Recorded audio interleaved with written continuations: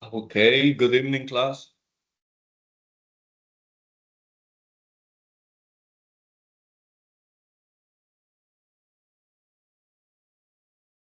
Good evening, Professor. How are Oh, how you? you guys doing? Good, good. Okay, glad to hear that. Let's see who else is gonna join the class.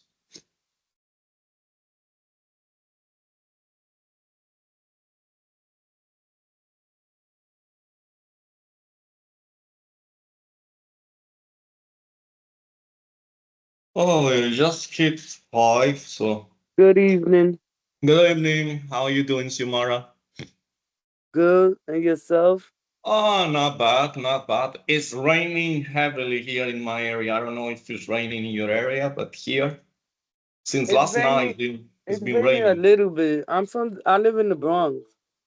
Okay, I live in Queens, so right here it's raining since this morning. So Oh yeah. yeah, and I believe last night was raining too. I was sleeping, so not sure what time it started raining. Yeah, yeah. So yeah, today is Thursday. See, so last day of class. You guys gonna go on weekend, so pretty soon it's gonna be holiday. It's gonna be Thanksgiving's Day, something like that. So do you guys celebrate that here?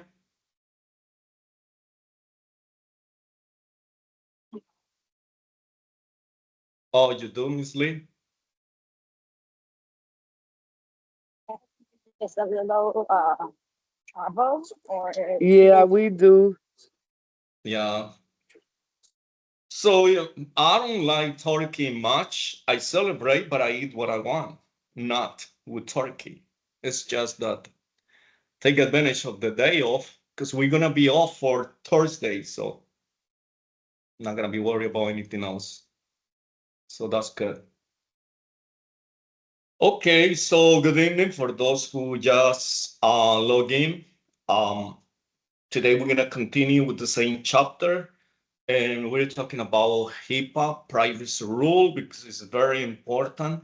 I'm telling you from this chapter, particular chapter, HIPAA, you're gonna have at least between 5 to 10 questions, if it's not more. Sometimes you might not think that it's HIPAA related, but again, when you see questions that they talk about patient's information, your login, sharing information, releasing patients' information, all that has to do with HIPAA. So don't forget, that is the key. Don't even think about anything else because that's when, you're going to be thrown off and you're not going to be able to see the real answer. Most of the questions, they look alike. So they give you answers that might be kind of related, but they are not. So you have to be very careful when you're taking exams. Again, read the question, understand the question. Something else that you're gonna be asked a lot is law and ethics. They need to know that you're gonna follow the regulations, that you're not gonna get in trouble, and you're not gonna put your institution in trouble. So law and ethics, HIPAA, OSHA. You must understand occupational safety organization because this is anytime that you hear, okay, if there is a spill, if there is a wet floor, if there is a fire, if all that has to do with safety regulations. So that immediately you should be looking for OSHA. That's how you are going to understand the test. You see, whenever I give my lectures, I like to give you all these cues because other than that, you might be lost with so much information. So I want you to really get this because it's not simple after we cover all these modules to recall everything during an exam. But you need to understand what's the most important thing when you are working. Do you think that everything that it is covered in each class will be asked? Of course not. They're gonna ask you, like, they're gonna summarize what is the most important thing during that particular exam. See, every single time that I'm talking to you, every single time I almost forget to connect my computer. So remember, I have not been logging in off for quite some time this week. So because I'm being very aware of this. So every single time that I cover my classes, it's just that I can't stop. I need to explain you what's the purpose of the class and what possible questions are you going to be facing during the exam. And what is it that you should know when you're working? Because that's going to put you on the spot if you do not know. But if we go over and repeat it every single class, every single module, you're going to be able to retain information. So that's how I, usually cover my class. It's not just reading or explaining something because, well, the explanation is important because you need to figure out exactly what all these information that you find in your slides, in your notes, what is it about it? Because to read it and to understand it, there are two different things. You can read it, probably better than me, but then to understand exactly, so I have to explain it to you. But at the same time, I have to give you all these cues, all these keywords that you can use. So when you prepare yourself for exam, you're gonna be able to pass it. Remember, it's to pass the exam. It's not that I need to get 100, 90s. Oh, no, I have to get an A on this exam. To be honest with you, who cares if it is 100? Who cares if it is 90s? Yeah, we're gonna be very happy, right, if that happens. But the most important thing is that you pass. And the passing grade is 70% for the national exam. You're gonna have 180 questions. You have the chance to pass if you answer 140. 40 questions you can get it wrong. That is a lot. And you're still gonna pass with flashing colors. So again, shouldn't be much worry about the exam, worry about learning every single time, attending the class, reviewing your material when you are kind of a little skeptical, a little, lost, so to speak, or you just weren't in my class for the particular time where I explained that, go read it. Remember, I highlight most of the things that are important for you to consider when you're going to take a test. Remember, teaching is not just talking and talking and talking and explaining something, but explaining using examples, situations, and giving you all these cues for you to take an exam. Now, for those who have not taken classes before with me, that this is your first or your second class, remember when you're taking a test and you see an answer that says only, that's not the right answer. Always is not the right answer. None of the above is not the right answer. All of the above, 99.9 is the right answer.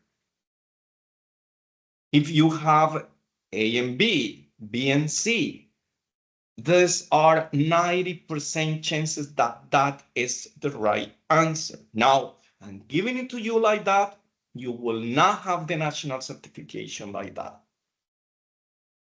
National certification is a single answer. There is no A and B, all of the above, none of the above. No.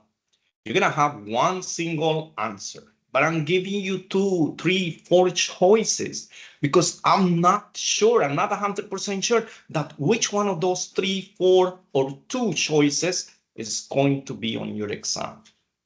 So that is the purpose of me giving you this type of exams. So if I said all of the above, it's because I want you to read all the related or relevant questions that you might get. So pay attention to those because it's not going to be like that in your exam.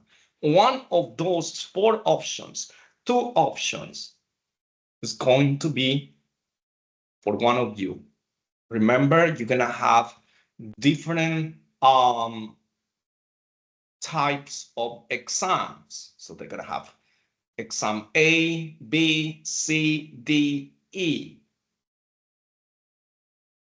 So you don't know which one you're going to have. You might have some of the questions that one of your classmates is going to get, but you're going to get something that your classmate is not going to get, and vice versa. For that reason, you see that there are kind of a lot of questions that I'm going over because some of you are going to get some of them, some of you are going to get the other ones, and so on and so forth. But you don't know which ones are going to be. But if I cover most of them, the most important thing is that you're going to get it and you're going to pass. You just need to pass. Remember, when you are applying for a job, your employer is going to ask you, okay, do you have a medical assistant certificate, national certification? Yes, here it is. That's all they need. Whether you pass with 70, with 80, with 90, you get 100, it doesn't matter. It's that you have the certificate. They never gonna ask you what was the score during the test. Say it's like my test. I just want you to pass. Excellent. If you got most of them right, that's great. But I don't look at my students as, oh, well, this one that got 70, this one 80, this one 90. Well, this is so smart. No, that's not what I want. What I want you to do is, review those questions. And the questions that you don't get right, I send it to you so you can review them and you can try to figure it out which one was. That's what I want to do. That's the purpose of my classes. Not to try to fail you. If you were in high school, oh, listen, that testing will not be the way that I'm giving you. It will be right in person. Why? Because these people have a lot of time to study. They live at home. They don't have responsibilities. You do, regardless of what it is. As an adult, we have a lot of things to do. And for me to add more to your plate, it wouldn't be fair because, probably you're not going to be compliant with that. That's why I do not give you homeworks. If you want to review your material prior to the class, fine. If you don't, one of the things that I definitely would love to see is that you attend the class, because during the class, you're going to learn a lot. So you don't have to review your materials. But doesn't hurt to do it, regardless. But if for some reason you couldn't attend the class or you missed part of the class, part of that lecture, go back to your reference notes. All these PowerPoint presentations, you have them. So that's basically what I do.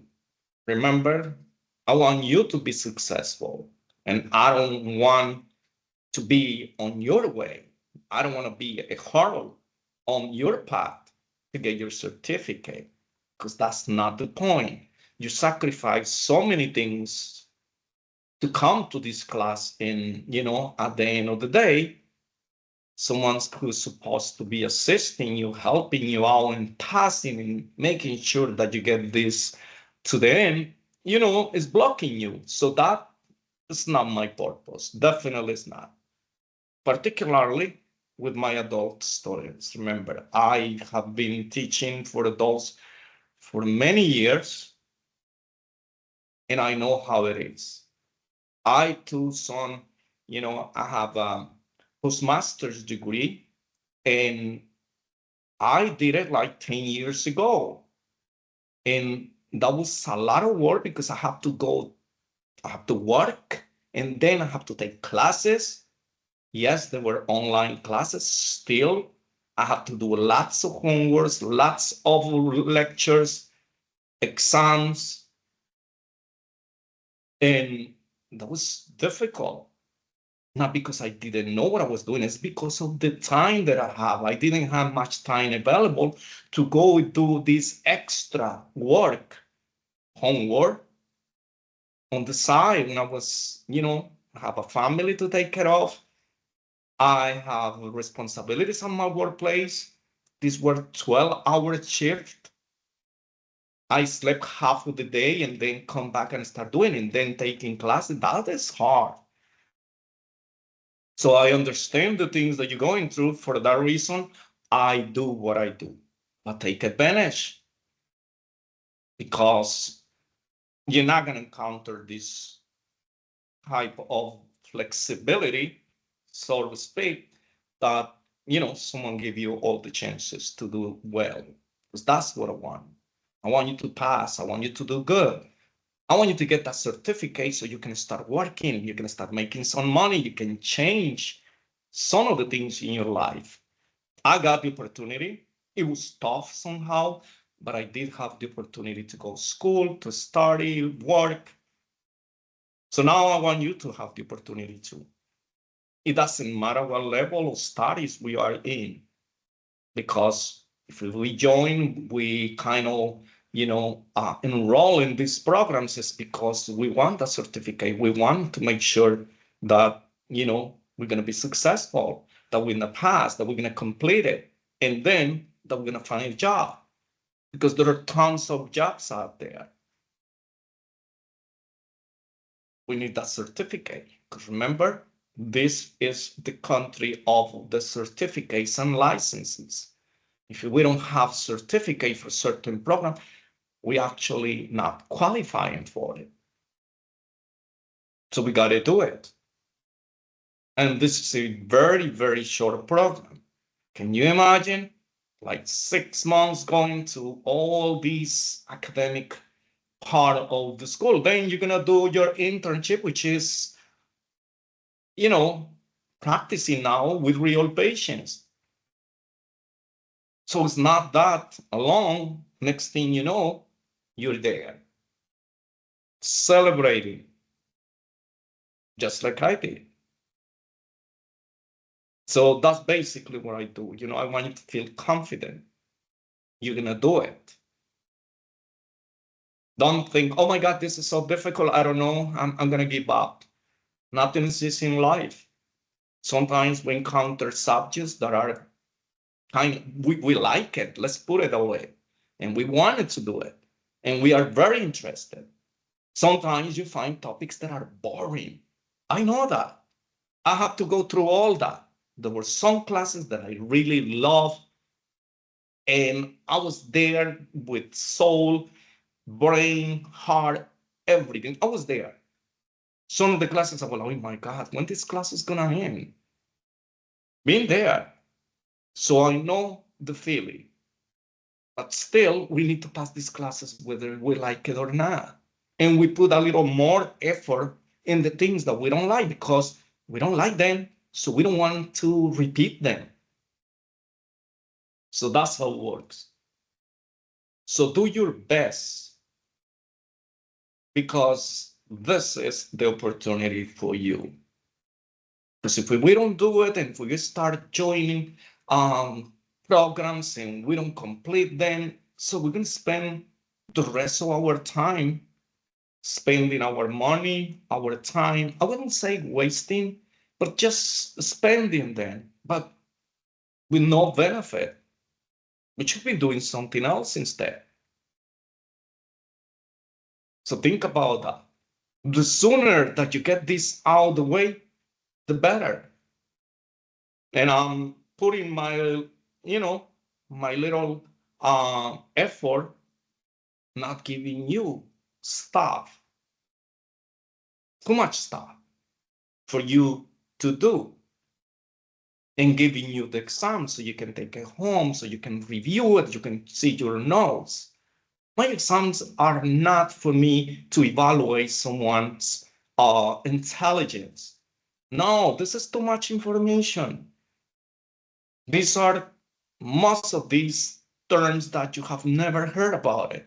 Or if you heard about them, you didn't have no idea what they meant, what they mean. So again, take advantage.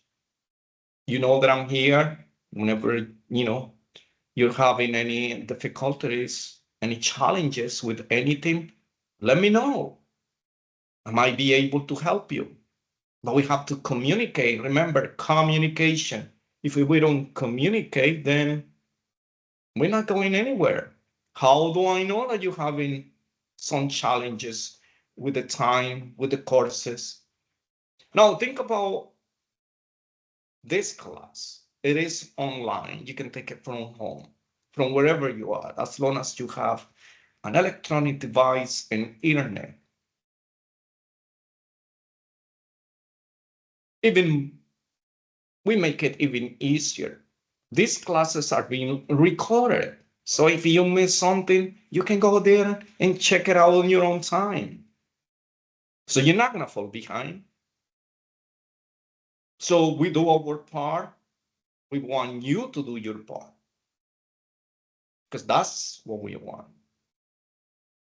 For my point of view and the mission of our school, we want you to be successful. And that's how it is. Even though if we have not much, if we don't have much time to do certain things, even though if it is online and sometimes things gets in our way, still we have options. Remember, I already mentioned that the videos are recorded, so you can go back, you can review it, you can go back to your notes, but you have to put yourself into it. Remember that this is a very short period of time. Next thing you know, you're out. You're already searching for a job. You're not gonna feel comfortable if you don't feel like you know enough. So that's basically what it is. So review your material, do your best, do not miss my practicals. When we start having practicals means, to me, practice. Let's say we're doing phlebotomy. If you don't practice phlebotomy, then you didn't learn phlebotomy. If you didn't practice doing an electrocardiogram, you didn't do electrocardiography. That is nothing. You did nothing. Because the most important part for some of these modules is the practice that comes with. These are lectures most of the time. But there are other courses, classes that they have practicals. I want you to do your best to participate, because that's what makes you a medical assistant. If I'm going to hire you, I'm going to ask you, why do you think you're qualified for this position that I'm offering you? Oh, because I went to school and I have a certificate. That means nothing to me. Nothing. The answer should be, because I know how to draw blood. I know how to do electrocardiograms. I know how to do vital signs, the measurements. I know how to answer the phones. I know how to deal with difficult patients.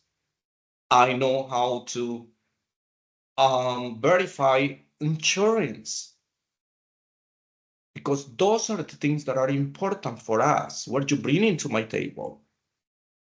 It's not your certificate. Your certificate does not do the work. You will. So that's basically what it is. So think about it.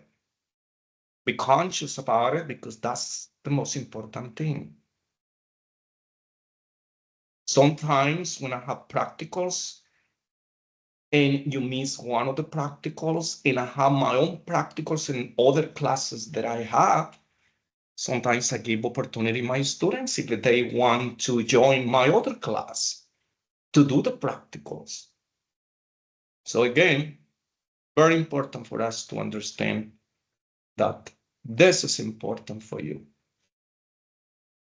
You get the basics. So when you start working, you know already what to do, because that's why they hiring you to do. I can hire someone from the streets, someone without certificate, but how can they draw blood? You haven't been trained to do so, so you wouldn't know how to do it. How am I gonna hire someone to do vital signs, blood pressure, pulse, respirations, how to check oxygen levels? They wouldn't do it. How to check the height, the weight, how to do an electrocardiogram? They wouldn't be able to do it. They might be able to answer the phone, to organize the medical records if it is paper medical records, but what else can they do? You will be able, on the other hand, to do all those things. And that's what this course is all about, or this program, medical assistant. So make sure that, you take advantage. You don't want to sit here in my class and at the end it says, oh no, this is not actually what I wanted. Oh, I don't feel comfortable doing. No, all of us, you have the basics right here. You're going to get the basics. And then when you start working, then and only then is when you start showing who you are. You just need practice, but you need to have the foundations first. So that's basically what it is. And I know you're going to do it. I know if you really want this, you're going to get it. Because that's the most important thing. Remember, I always been telling you, if I don't like a place when I'm working, I don't complain. I don't go there and start trashing the people that I work with. No, this is me. I have the solution. I'm not going to stress myself out. I'm just going to quit. I'm just going to look for something else that makes me happy. Money is not everything in life, but we do need money. And I would, for no reason, work for free. Because it is my time. I went to the school. I pay some money for that. So independently, whether I have some financial aid, whether I have to pay from my pocket, that's not the point. The point is that we're going to take advantage of whatever opportunity we have. So we can reach that target, that goal that we want. That's what we want. That's what we need. And you are so close to get there, particularly some of you that are halfway or maybe more than halfway of this program. Right there, you're tasting it. So don't give up. Always keep, positive attitude all the time. There are bad times, there are hard times, there are many, but there is also good times. So think about those good times that are waiting for us after we complete this. That's what you have to think about it. And that motivates you to do better, to get through all of this. That's something that, you should be considering all the time. That's what I do myself. I always think the best, the positive things about my classes, the place where I work. And I'm very grateful for it because I do have a job. I work in something that I really enjoy doing it. That's what I encourage you to do it. At least for the time being. Things change later on. You might be thinking doing something else. But for the time being, if you start something, always complete it, always finish it. You don't want no regrets later on. thinking of, what could have been and it didn't happen. Because it might be a little too late to regret. So do it. I'm here whenever you need some assistance. Just let me know, okay? I'm there. I'm here for you guys. Okay, so I already gave you a speech, right? Of encouragement, because that's what I want to do. Now we're going to continue with this chapter. So we were talking about HIPAA. Again, if you guys have any questions, you're free, guys, to let me know. So let's go back to the chapter, HIPAA privacy rule. This is very important. This was the last slide that we got, that we discussed about it. Remember, question for your exam, what PHI stands for? Protected Health Information. Be careful. It's not patient health information. Don't. You're going to have that answer over there. It is protected health information, PHI. Because I've seen many of my students, when I give you this question, personal health information, patient health information. No, it's not personal, it's not patient, it's protected. Because what HIPAA privacy rule does is to protect any information that can identify the patient. That's what is called identifiable information. And we know what is the identifiable information. We discussed anything that identifies the patient should not be disclosed. We have lots of patients who have diabetes, lots of patients, well, that means anything. Still not something that should be saying, but oh, diabetes is very common. Oh, hypertension is very common. Cervical cancer is very common. That's something that we can say. What is the name of the person who has the condition? I'm not mentioning it.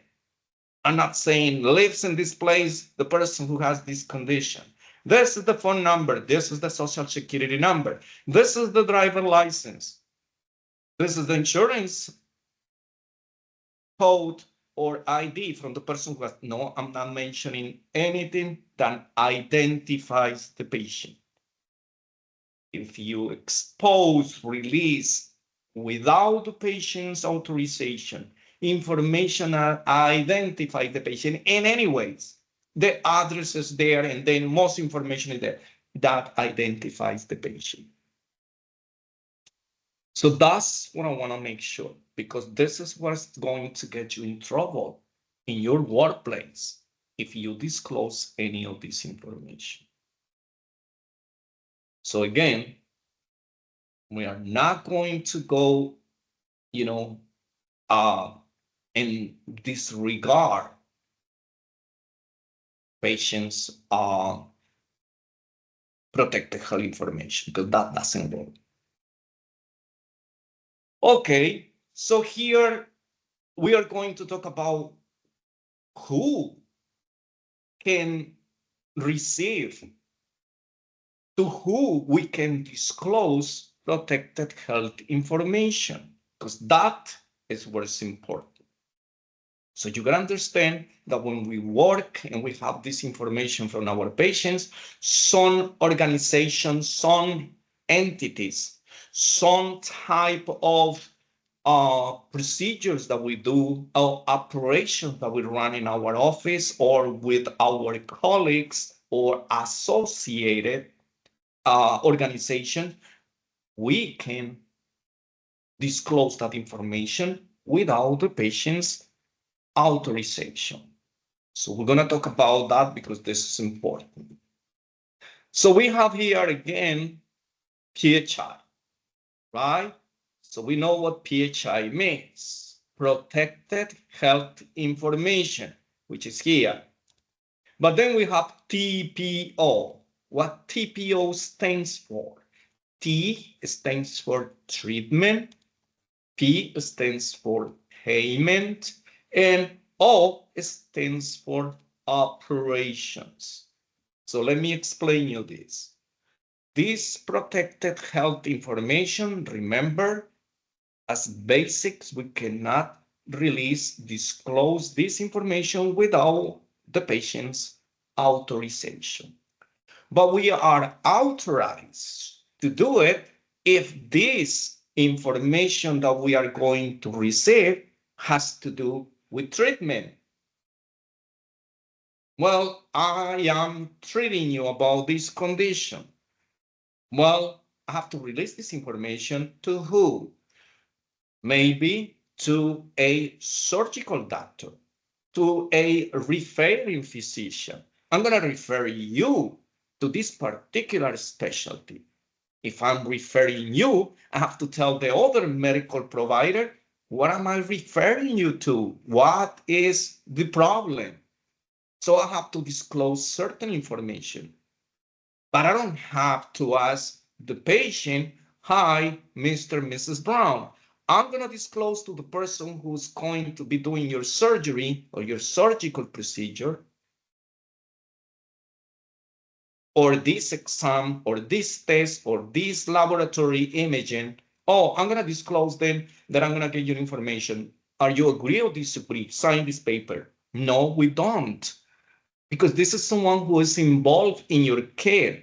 Part of the care is that. So for treatment, I'm going to refer you if I'm going to do a surgical procedure, because I'm not the one who's going to do the surgical procedure. I'm not the one who is going to do the X-ray, the CAT scan, MRI. I'm not the one who's going to analyze your blood. Yes, we collect your blood right here, but we do not analyze it. Someone else is going to see the information. When I send the blood work to a laboratory, I have to tell them who is this blood. So it's going to be personal, the patient's protected health information there. It is within this requisition form. There's going to be all the patient's information. So they're going to have it. But we're not going to ask permission to do that, because this is part of the whole process of taking care of the patient. That will be treatment. Anything that has to do with treatment, that someone else is going to do it, not the treatment that I'm going to do. Because then the information is not going to leave me. It's not going to leave my office. But then it's going to go to someone else for treatment. P, which stands for payment. I have to disclose your information.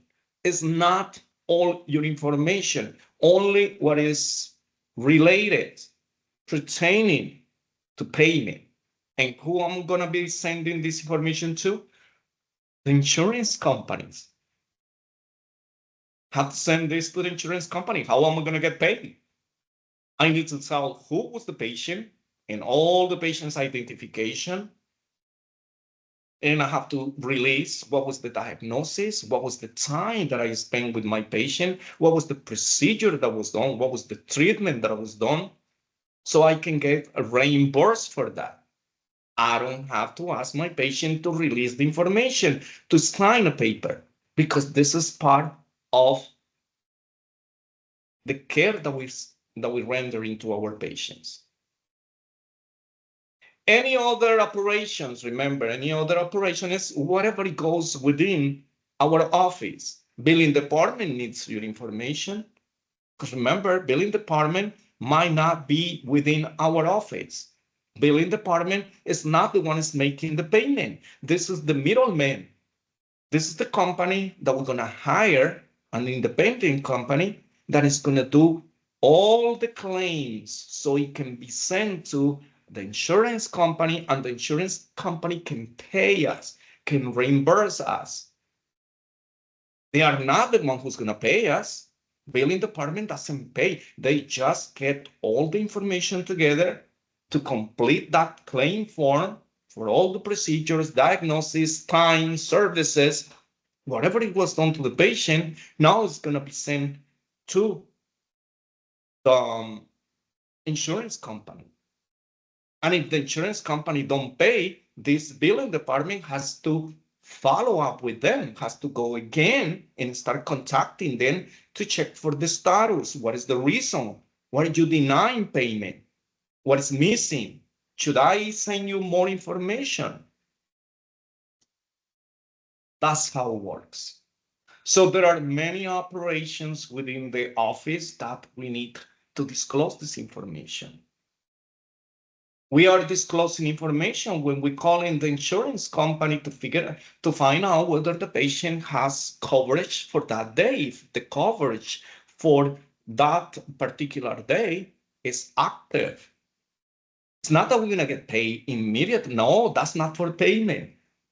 That is just for us to make sure that the patient is eligible, that the insurance is active, so we are going to get paid.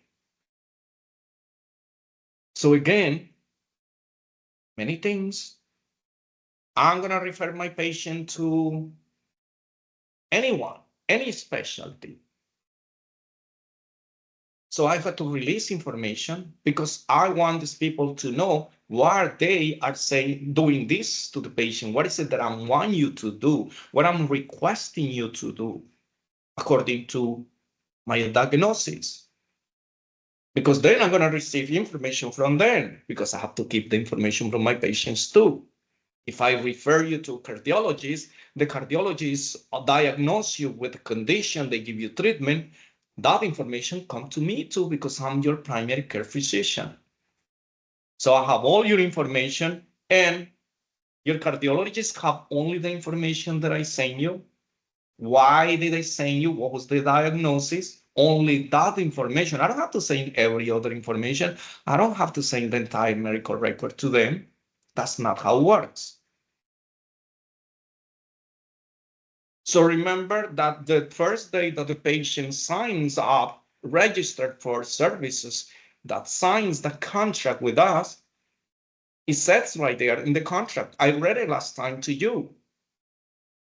That very fine print at the bottom of the page where they have to sign, and it says it's a disclaimer. You have to read it. And if they don't read it, you have to read it to them. Please, can you sign this form? Now, I'm just gonna read it to you. You read it. You, Mr. Joseph Smith, you are responsible. What you sign here is that you're gonna be responsible for any fees that the insurance doesn't cover. Do you understand that? We are going to be releasing information within, all the providers that intervene in your care. We're not gonna tell them, okay, we're gonna use the TPO. We're gonna use it for treatment, for payment, operate. No, we're not gonna, that is too much information for them. They're not gonna understand it. But if we refer you to someone, we are going to send your information. We actually don't need to ask permission because this is information that is going to go to someone who's going to continue your care in areas that we don't do here. So we got to be sure that we tell, so the patient understands. Because I'm telling you, the patient is not going to be worried about releasing information to someone that they're going to go to continue their care. But they're going to be worried about payments. If you do not disclose that, you do not tell them, they read it, they said, oh, I didn't understand. But it doesn't matter if they didn't understand it, they didn't read it, they sign. If they sign, they are obliged to commit to it.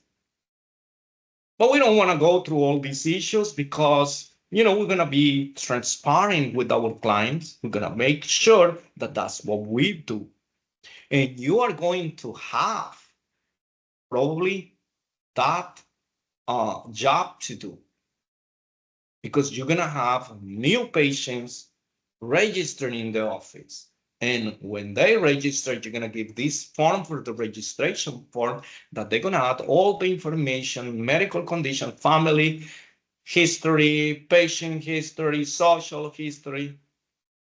And at the end, you're going to have that paragraph, which is a disclaimer, that you have to read it to them. You ask them to read it. If they don't want to read it, just make sure that you read it to them. Don't just tell the patient, oh, please sign here, because that's what we do 90% of the time. And then when the patient comes back after they did the procedure and they receive a balance for the money that the insurance do not pay, they're going to come to you and they're going to start having troubles with you. We want to prevent that. Oh, let me call, let me transfer you to the billing department. They are the one who deal with this situation. That's basically what it is. And if the patient comes to you and you are the one who registered them or not, and they tell you all this and you don't have the billing department right there, they're going to be very upset, right? So you're going to tell them, oh, Mr. Smith, remember when you registered that I read to you that, part of the disclaimer at the end that you sign, I read it to you that one of your responsibilities is to pay for services. If the insurance do not cover them, you will be responsible for it. If you have a balance after the insurance covered partially part of your services or your bill, you will be responsible. See, that's what I was talking about. Now, even though the patient doesn't like it, they're going to understand. It says, yeah, somehow I don't want to accept it because I don't want to pay, right? So I'm going to pretend that I didn't know, I don't recall, but they're going to be aware that that is what's going on. Versus encountering someone who you did not explain then how are you going to tell them? Did you read the information? Oh, no, I didn't do it. Now, the fact that they didn't read it or they didn't understand it, they didn't ask for clarification, that's the responsibility. But I want to make sure that every single patient that I take care of, that I encounter, I'm going to explain this because if the patient comes to me, that's exactly what I'm going to tell them. Remember when I registered you, I explained you this, and then I ask you to sign it if you were, if you agree with. But you just registered for the first time, so you can decide not to. So we always discuss fees. Remember, you have to tell them, oh, listen, if you don't have insurance, medical insurance, because we are going to confirm that they have insurance and it's an insurance that our office accepts, takes. If the patient said, I'm going to pay cash, you have to disclose how much we're going to charge them for the visit, just talking to the doctor. Any additional services like blood work, urine, biopsies, x-rays, CAT scans, MRIs, whatever else needs to be done, that is individual. Those are different charges. So this is not just picking people in, hey, sign in, like you have a pretty something like that. No, you have to explain. We have to explain this patient. And then you're going to save yourself a lot of problems. I'm telling you this much. Being in the field for so long, I learned a lot. That's what I explain you this. Because the lectures do not explain that. They just tell you, okay, so you can release information for treatment, payments, and operations. Okay, probably you're going to think that an operation is that the patient have a surgical procedure. That's not an operation. These are financial operations, medical operations, anything that we need to disclose the patient's information without you having to prove that. So that's basically what it is. So this is what I like to do, to explain you how it works, not just to read it. Because you probably read better than me. Well, not probably, you do read better than me. So that's not the issue. The issue is to explain this. So again, they give you an example there. It says healthcare provider. Well, Healthcare providers may disclose PHI or protected health information about individuals as part of the payment claim. That's just one of the examples, but I already told you that it's not just for payment to the insurance company, but for treatments. Remember, we have to disclose this when we refer our patients or any other type of operations that needs the patient's information to be released, as long as has to do with the patient treatment. Anything away from these requirements, you cannot do it. You need the patient's approval, authorization, written authorization. So that's basically what it is. Here it's explaining the same thing. I already told you, healthcare providers may disclose protected health information related to treatment or payment activities of any healthcare provider. So that's exactly what it is, including providers not covered by privacy rule. Now, what it means by not privacy rule? Because for some of the organizations, they might not deal with, HIPAA. Because we deal with HIPAA only when we have to, disclose patients' information. But if I need to buy equipment, and probably this company is not abide by HIPAA. But then when I purchase the equipment, I might have to release some information. What is the purpose? If this equipment is for the patient's need. Because the insurance is not going to pay if the patient receive a wheelchair that was not needed and it was not something that it was approved. So you have to disclose this to the person, to the vendor, but the vendor is not abide by HIPAA. I just make my wheelchairs. I just make my beds to sell it to the clinic. But these are not HIPAA because they don't deal with the patient's information. But if I'm buying from you, I have to make sure that if this bed is for this particular person, this wheelchair is for this particular person, this humidifier, any machine, respirator, well, we have to disclose that. That's basically what it is, because it's for the health or the good of the patient, even though if the organization that we're dealing with is not HIPAA protected. So that's basically what it is. Now we're going to release just very, very minimal information.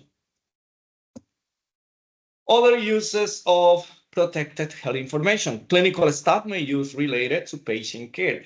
Once again, anyone who works in this particular place, organization, clinic, doctor's office, hospital, specialty, emergency, any place, institution that we see patient, that we collect information from the patient, while we can, share the information with them, as long as this information, this medical assistant needs to read something about the patient because it's involved with the treatment of the patient in that particular day. That's what it means. Anyone who has to do something, who is involved with the treatment of the patient in our workplace, is protected and has the right to review the stuff that is needed. Non-clinical staff may use related to billing. See, this is non-clinical because billing department has nothing to do with medical. It's the financial department. Remember, this is the people that is going to get the information that we have. We have something that is called the super bill. We will discuss that when we get to medical insurance. The super bill, we have other names for it, but for now, that's the document that the doctor completes with all the information of the patient, all the demographics, and then it's going to give codes for services, what was done. We actually don't use codes. The codes has to be done by this billing department. The coding, remember, billing and coding department, they are working together. So I'll give you diagnosis, I give services, and they just have to do is change these diabetes for the numbers, for the code, change these new visit or follow-up visit and time that we spend with the patient for the code. That's basically what they do. So we have to give the information to them so they can convert these conditions to numbers. That's basically what it is. And that's how we get reimbursed. Because if we don't do that, we don't send a claim with the medical conditions, with the services using written statements. That's not how it works. Okay, what is the diagnosis? Diabetes type 1, diabetes type 2, gestational diabetes, diabetes insipidus. No, we don't do that. We have to convert those names to numbers, to codes, because that's the only way that the machine that does coding is going to identify. When you're gonna enter, they ask you for your phone number, you don't enter your name. When they ask you for your passport number, you're not gonna enter your name, you enter the code, the number, those are codes. Your driver license ID, that's your code. Your social security is not your name, it's the number that we use. When we enter to verify for the patient's insurance, medical insurance, health insurance, whatever you want to call, we enter the number, the ID number. We don't enter the patient's name. And then when we enter the number, then the patient's name and all the information comes up. So we're going to use codes for that. So that's basically what it is. So we're going to use it for anything related with the care of the patient. So anything else does not meet the criteria, you cannot release information without patient's prior authorization. So what would you do, or what we do to safeguard and protect the patient's confidentiality? Well, I've been saying this from day one. Remember, when you talk to your patients, be very discreet, be very mindful that there are other people that are nearby, sometimes too close, that can hear or overhear what we're talking. We will be violating the patient's privacy with the information. So again, that's the most important thing. So protect information. If something we know that is sensitive, once again, you do not ask the patient in the waiting area in front of other people. Consider medical conditions. Consider disabilities from the patient, hard of hearing. Sometimes we speak loud because we think that the patient is not hearing us, but then when we speak loud, what's going to happen? Other people is going to hear what we're talking to the patient. We are violating the patient's privacy. I'm telling you. Posting signs to remind employees to protect patients' confidentiality. Well, that's something that we can do. But again, that has to be the, internal protocols.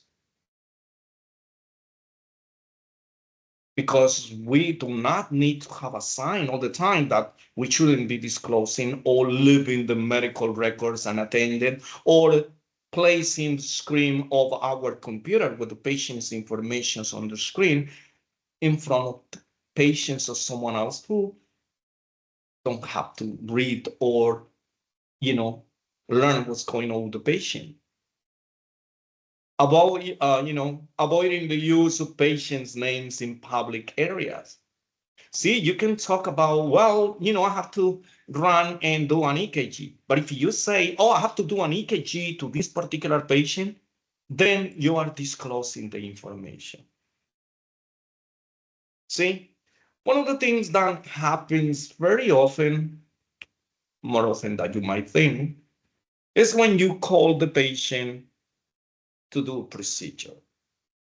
Remember, the patient is sitting in the waiting area. It's not the only one. There are many other patients over there. They don't have to know why is it that I'm calling you for. Hi, Mr. Brown. Can you please follow me? We're going to go to the laboratory. We need to collect your urine. We need to do blood. We need to do an EKG. That is irrelevant. You should not say that. You call the patient and that's it. When the patient gets close to you, okay, can you please follow me? You go with them. And when you are in the room, now you start doing your work. Start telling the patient what is the reason that you called them and who ordered this. Hi, Mr. Brown. I just call you because the doctor ordered an electrocardiogram. Oh, sure. Have you ever had an electrocardiogram, Mr. Brown? Oh, yeah. I have, every time that I come here. So you don't need to explain anything else. No, I never have an electrocardiogram. What is that? Oh, well, we're going to check your heart, how your heart is functioning. So we're going to apply some little stickers and some cables. Why? You have to explain them. Because if the patient is not familiar with this procedure, when you start applying those stickers or electrodes, you're not going to talk about these electrodes because they're not going to understand. And they see those cables that are going to be attached to their body, they are going to become very skeptical. They're going to become very nervous, very stressed out, thinking that electrical shocks are going to go to them. So just the thought that they're going to get that, they're probably not going to refuse. But then the heart is going to start beating very fast. Now you're going to have false results. Because the reason that I'm doing an electrocardiogram is because I'm going to check the functioning of your heart. Now your heart is going miles because you're so scared. It seems like your heart is popping out your chest. That's your fault. You didn't do what you're supposed to do. So again, it's not just for you to ask to protect the patient's information, but to communicate with the patient effectively. So you can do the procedures and the results, which are the final goal for us to determine what's going on with the patient, are accurate. That's what we need. So we should know from the class. I don't need to see a sign in my office to protect my patients, protected health information. I don't need to because I learned from school. So I have to go there. And to be honest with you, I haven't seen any signs where it states, okay, employees, don't forget, keep privacy, keep HIPAA, secure patients' information. No, that's not, you're not going to find that. You're going to see labels, you're going to see some stuff placed on the walls or on the door or on the counter about the patient bill of rights. That's a different issue. Maybe, that you're not supposed to be eating or using phones or electronics over there. Probably you're going to see those signs there. But about keeping patients' confidentiality, not that I'm aware of. You should know this by now when you learn this, and you're going to keep the patient's information confidential. So again, when we have those cabinets, if it is open shelf, remember we have those behind the counter. Patients do not have access to it, so we are safe. Just because we see the medical records from the outside, we're not seeing any information contained within the medical records. That is not a big deal. That you're not violating HIPAA. So again, if we have all this information inside a electronic device, for instance, computers, then you're going to have a login and a passcode. to enter something that has been assigned to you. You do not create them. They are created for you. So that's basically what it is. So we're going to keep those passwords for ourselves. It doesn't matter who asks you. The medical doctor, the owner of the office, because as soon as we see doctors, we think, whatever they said, we're going to do it. That is a misconception. That is not how it is. I've told many doctors when I was a medical assistant, I said no. But I need to know how to learn to say that without being rude, without being considered insubordinated. So there is a question there when they're gonna ask you, okay, so you are in the front desk and you are doing some task, and in the medical records, a medical provider arrives and they ask you, oh, you know what, can I use the computer just in a second because I don't want to go to my room, I'm about to leave, I'm doing something else. Now that you are in, let me do some work right there. Let me check a patient. You think that that is harmless, right? Well, it's not, because just the fact that you are sharing your password, it's not that you gave them the password. You're allowing them to use your login to enter to do who knows. Remember that anything that appears over there, you're going to be blamed for it. The doctor entered and decide a part of the medical records that you're not supposed to be seeing because according to your login, you have limitations. And the limitation that you have, this medical doctor doesn't have it. Medical doctors has open door. So they're gonna see over there because it's gonna be someone from the IT department. So they're gonna see they checking out all the time who logged into the system. What were you doing when you log in? What information did you read? Because it's gonna be there. Who logged in? Oh, Alberto logged in. For how long Alberto stays in the computer? This time. Which parts of the medical records or whose medical record Alberto was reading? And for how long? Now the medical doctor was correcting something over there. Now they're gonna think that you were the one who correct that information because they don't know that was the doctor that was there. The only thing they know is who logged in. You're gonna be in trouble. And if you're gonna tell them, oh no, the doctor was here, they asked me, they don't care. I do not care. Because you're not supposed to be sharing your password with anyone. Sharing your password with someone does not imply, oh, take my password. Yeah, that would be, that's also.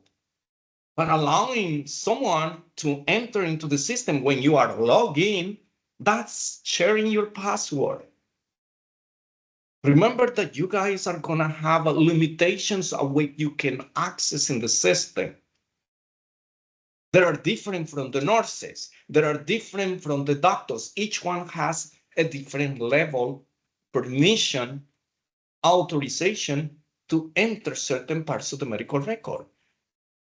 Now, you weren't authorized to do that. You weren't supposed to be reading or doing changes, but they don't know that that was you. They just know that you were the one who logged in. I hope you understand that. Because you will be fired on the spot. Because first of all, you violated HIPAA. That wasn't you who did it. That's fine. But why did you allow someone to do? Now, where's the answer, Professor Hoyer? Then when the doctor arrives and I'm in the computer and they said, oh, let me log in because I don't want to go to my room. I'm about to leave. I'm busy with this. So now that you are in, let me do it. This is what you're gonna do. Sure, doctor, not a problem. You're gonna log off. You can use my computer or your computer. This is the office computer, but I'm gonna log off.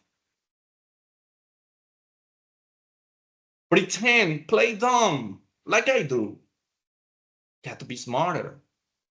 You don't want to have, arguments with this doctor or retaliation or any issues.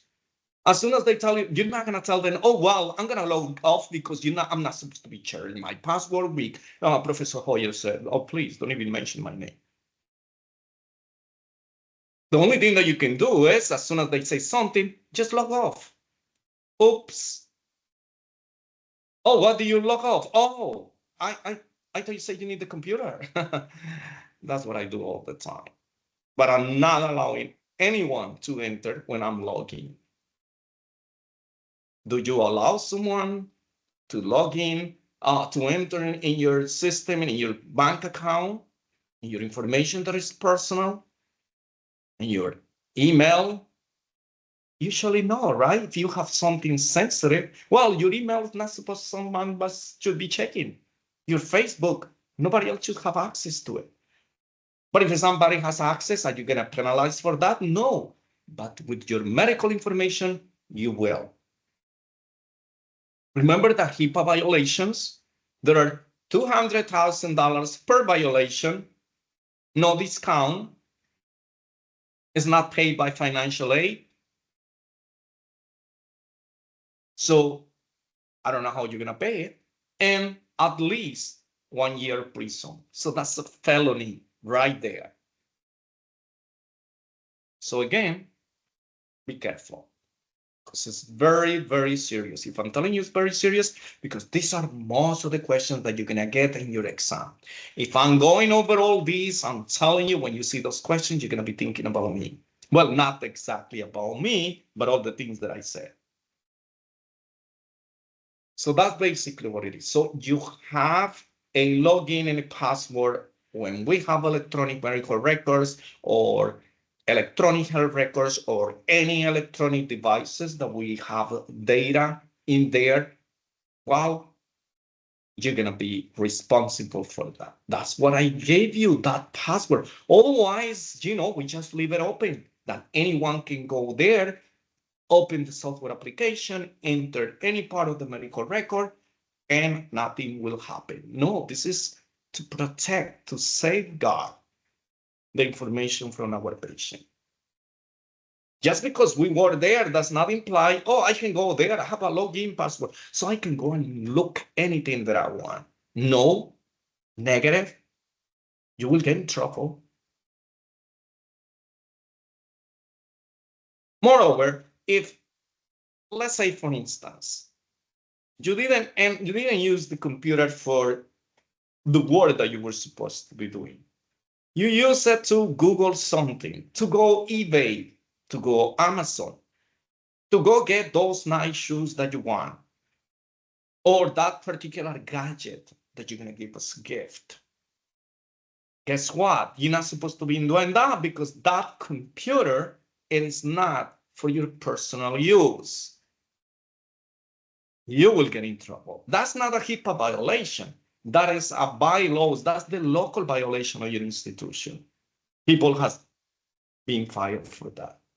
So I'm warning you, use your own device if you want to do any additional personal, search or anything else. Do not use your work computer to go Facebook, Instagram, anything, because that's your personal things. And remember, when you sign in, your code is going to be there. They know that you were, and they're going to see everything you're doing. If you went to Google, they're going to see that you went to Google, what page, how long you stayed there, what you were watching, what were you looking, what were you searching for. Everything is going to be monitored. These computers in your workplace, you have to be very, very cautious about it. Just do for what it's intended to. I'm telling you that.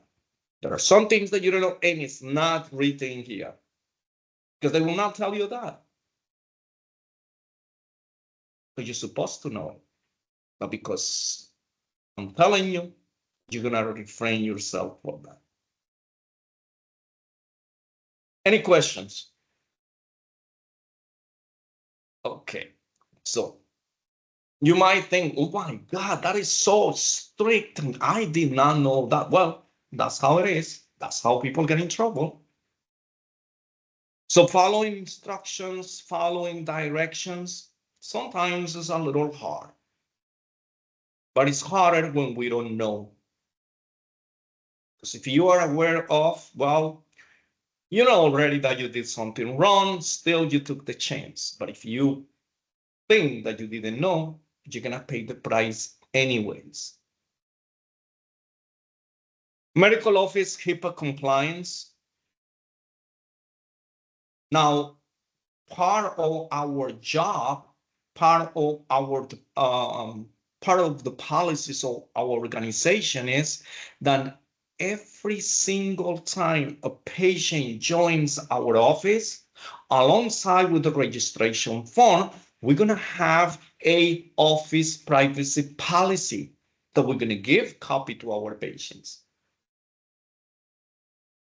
So what is the copy of the office privacy policies? All of these. This is about HIPAA. This is about your information, how you are going to go about your information, what information can be disclosed without your authorization. What do we expect from you to meet certain requirements when you are our patient, what your obligations, responsibilities are. So that's the most important thing. And remember that I told you that alongside with this medical registration form, it is there. Now, let's don't go that far. Remember when you registered for the school? I didn't register, but I know what you need what information you need to enter there. So besides all your personal information, education, certificates, family, your address, your email, your telephone number, they're gonna tell you there how much is going to cost the program, how much you are required to pay. They give you options, plans, payment. Probably they have some financial aid right there, but if the financial aid does not cover everything, what else, or what other options you have? Are you going to pay from your pocket, or you're going to take a loan? So all this has to be disclosed to you, and then you sign. And why did you sign? Because you agree, because you learn, you are knowledgeable what entails to sign that document. So that's basically what it is. Well, that's exactly what happened to the patient when they come to us. A little difference is that in the school, they go over all these and they explain you. You read it and then you sign. In the medical office, they just want to register. They just want to see the doctor. They think, okay, the insurance pays everything. Because that's the misconception. That's what we have to explain them. Because they assume, oh, I have a health insurance, so no, I don't have to pay anything, so I just sign because everything is going to cover by then. No, not everything is going to cover. Not every services the insurance pays 100%. Even though if you have a private insurance, they will never pay 100%. So again, we have to explain that. We're not going to go over and explain them that the insurance is not going to pay everything. No, just in case your insurance doesn't cover all the services that our organization, our hospital, or our doctor offers to you, then you will be responsible for the balance or the entire amount of the money. So this will be discussed again when we get to medical insurance, because most of these things kind of overlaps. And in order for you to understand how to look like, pick up something from the next module, next couple of modules, I don't even know what it is, but it's going to be health insurance after, I don't know if it is after this or before and after the next module. But the key is that, we will be discussing that because it intertwines with HIPAA compliance. So whenever we start with insurance, you're going to be seeing, you're going to be hearing from me some of these things again, over and over, because you see me that I repeat a lot of stuff. It's not done, I'm repeating the same thing and that I have nothing else to do. And, it's this all, the same broken record. No, because it's related. And if I repeat it most of the time, because this is what you're going to need the most, then it's going to stick in your brains. So that's basically what it is. So then is when they sign that form. Remember, this is not the signature for the release of information, patient release of information. That's a different one. This is at the moment that the patient registered, and the information that we are going to release is the information that is related to you for payments and to disclose this information for the people that is going to be involved in your care. That's a different issue. Obtaining sign authorization. Remember, the patient is going to sign this. I'm consenting you. I'm explaining you. What is it that you sign? That's basically what it is. Tracking protected health information disclosures when unrelated to treatment, billing, payments, purpose. Now, that is when you sign an authorization form, because that's basically what is HIPAA doing, and this is what we're supposed to do in the office. So just because you sign that disclosure for, the TPO, for treatment, for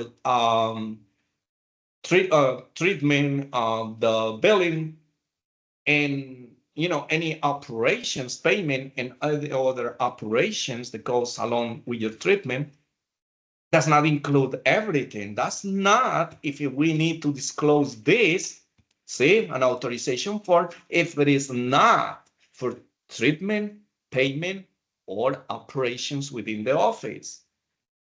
Then we need to have a release of information authorization from the patient.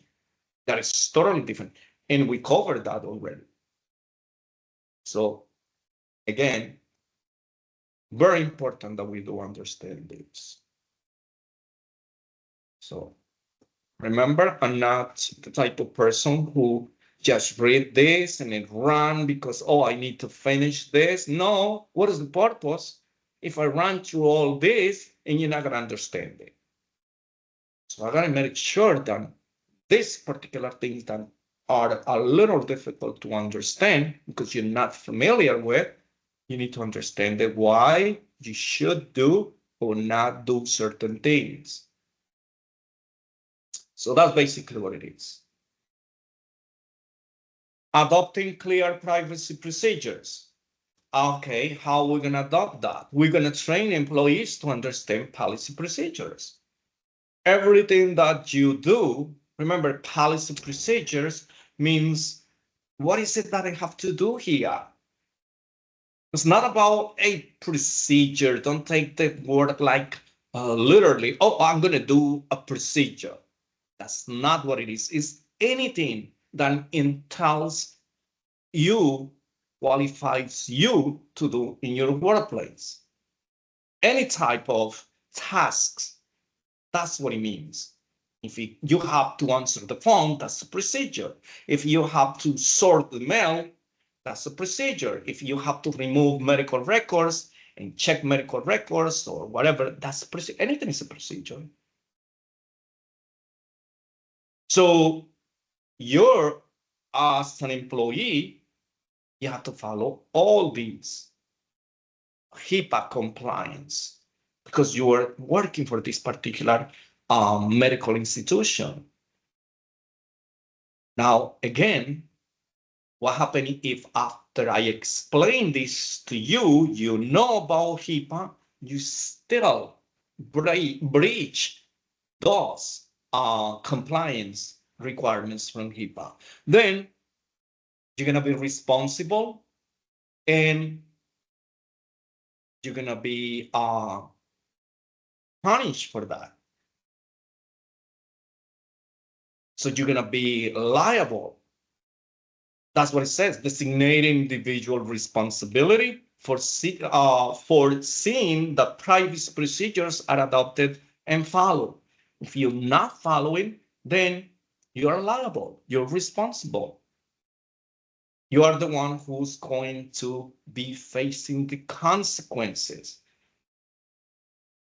So it's very important for us to, as a part of the team, independently of what position we have to keep those medical records private, secure.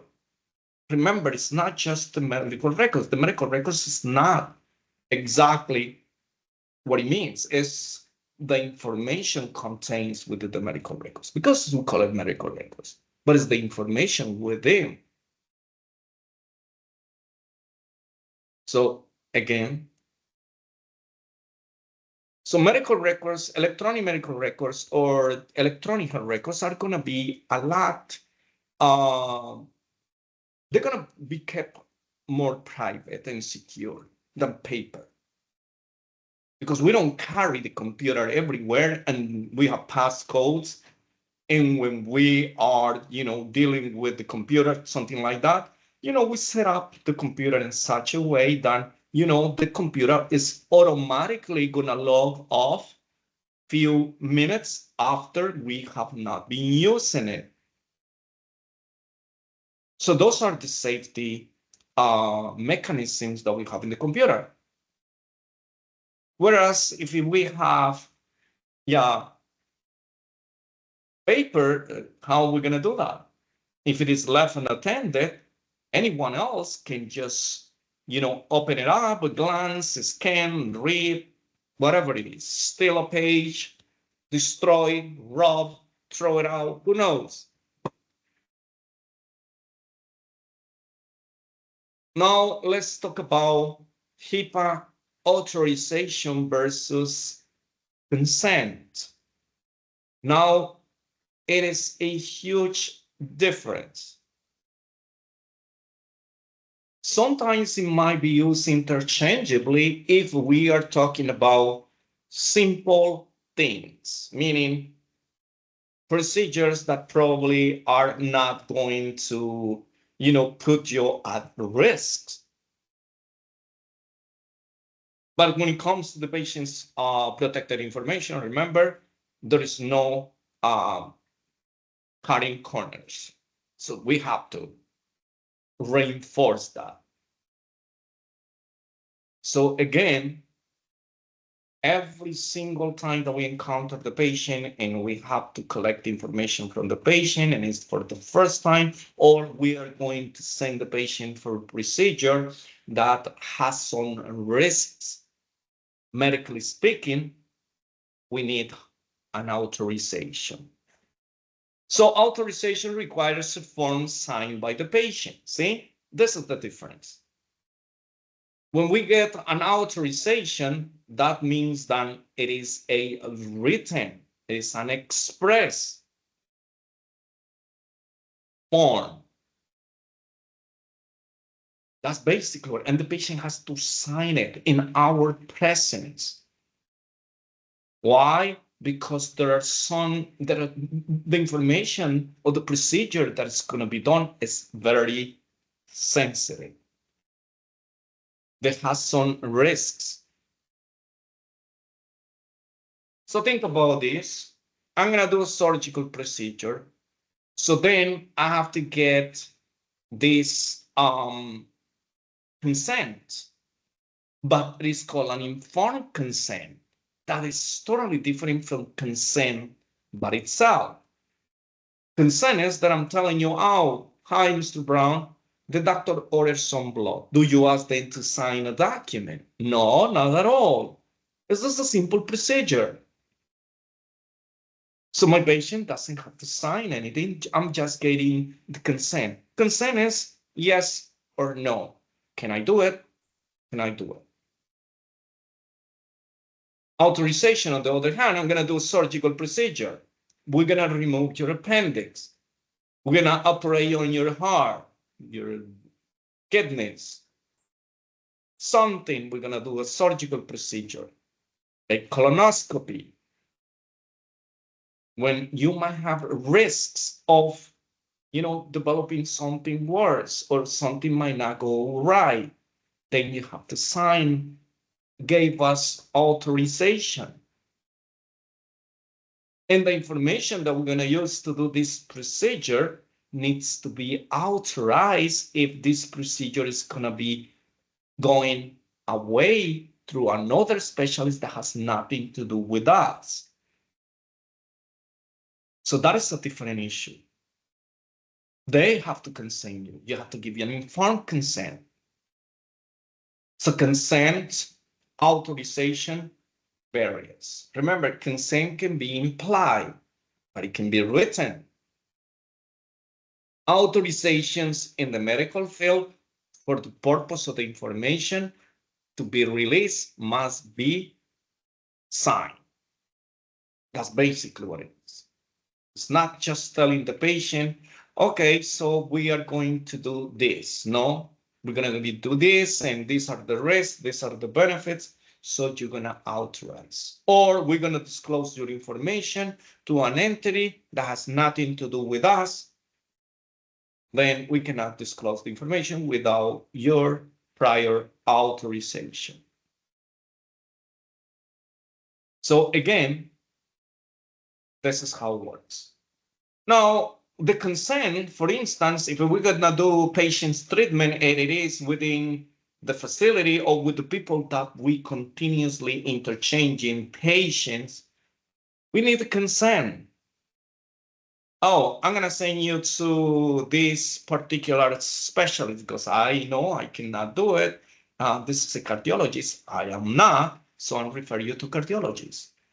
So I'm going to consent you because this is for treatment purposes. We discussed that. Remember the TPO, treatment, payment, and operations. So for that reason, when we do not need your authorization signed, then that is called a consent. We're just going to count on you. We're just going to tell you, oh, I'm going to refer you to do a colonoscopy.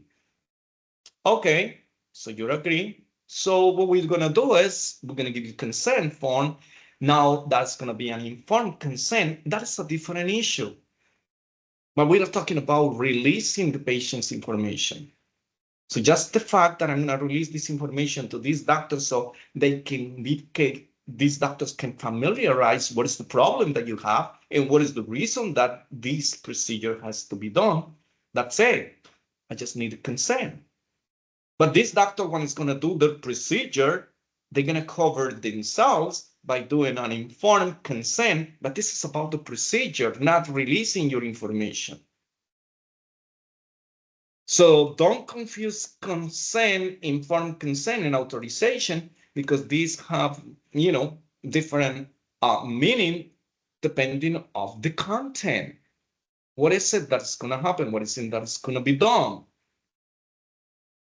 So your patient comes to you and says, oh, I need a referral. Sure, not a problem. I'm going to refer you to one of our doctors that we work with. So I don't need you to sign a release of information paper because this is for your own good. This is for treatment. So we're going to release this information to that person because you agree to get the procedure. You agree to be referred to this particular medical doctor or this particular procedure. Again, we have prepayments. If we are going to bill the insurance, your insurance company, we need to release some information about what is it that we are billing you? What is it that we are, claiming money from you? What do we want reimbursement for you? And whatever other, operation that happens within the office or outside the office, but with our associates, people who are, entitled to get your information, but we need your permission. We can't just, oh, you're going to go do this, but I didn't count on you if you want to go or not, because you have the right to refuse or not treatment. But if you said, oh, yeah, I'm going to go to this doctor, no problem. So do I need to make an appointment or you guys going to make the appointment for me? So then we deal directly between doctors. We send the doctor through email, through mail, through whatever it is, through the internet. If we don't have these, electronic medical records, we can send them the information that the doctor might need for this procedure. We don't need an authorization. Now, if we need to disclose your information for other things besides, remember, treatment, payments, or operations, then. So these treatment payments and operations are within our office, within our medical personnel, or within our associates. That's basically what it is. Our associates are the people that we work with for the treatment of the patient. But if it is something that is not for that, then we need an authorization. Otherwise, we need a consent. Any questions about this? So I want you to make sure that you do understand this. What is authorization? What is consent? And remember, there is consent implied and expressed or written. Different too. Imply means the behavior of the patient after you tell them the procedure. Oh, I'm gonna draw blood. The patient just takes a seat. The patient just elevates their arm, says, hey, here it is. They're just not saying, okay, but they don't talk. Or they just say, I'm okay. They just sit and then you do it. Because these procedures are not risky. So for that reason, we don't need a written or informed consent. We just talk to you. We just explain you. Remember, these questions are 100% in your face. What is implied consent? When do you need implied consent? And they give you the scenarios. And I already told you what it is. If the patient accepts something without, signing any papers or anything like that, so you know already that this is an implied. Depends on how the patient behaves after we tell them what we want from them, what we require from them. So that is just a simple consent. Informed consent, remember, inform. So just because it says consent, if it doesn't have inform, be careful. It's not the same consent and informed consent. It's not the same implied consent and unwritten consent. That's totally different. So again, it's very important that you understand exactly the difference between these terms and the context in which you will find them, in which situations you use either or, whether consent, whether an authorization. Remember, this is for the purpose of releasing the patient's information. You already signed authorization for the patient's treatment, again, payment, and operations when you sign your registration form. Remember that you have to disclose this information for them, and you tell them, listen, this is what you're signing for. The information that is contained here is only going to be used for the medical providers, the ones that are going to be taking care of you. That's when we need a consent only after. Now, if I need to release this information that is not for treatment, not for payment, not for the operations of the organization that includes you, then we need authorization. That's basically what it is. Now, the consent, the informed, and the implied is for procedures.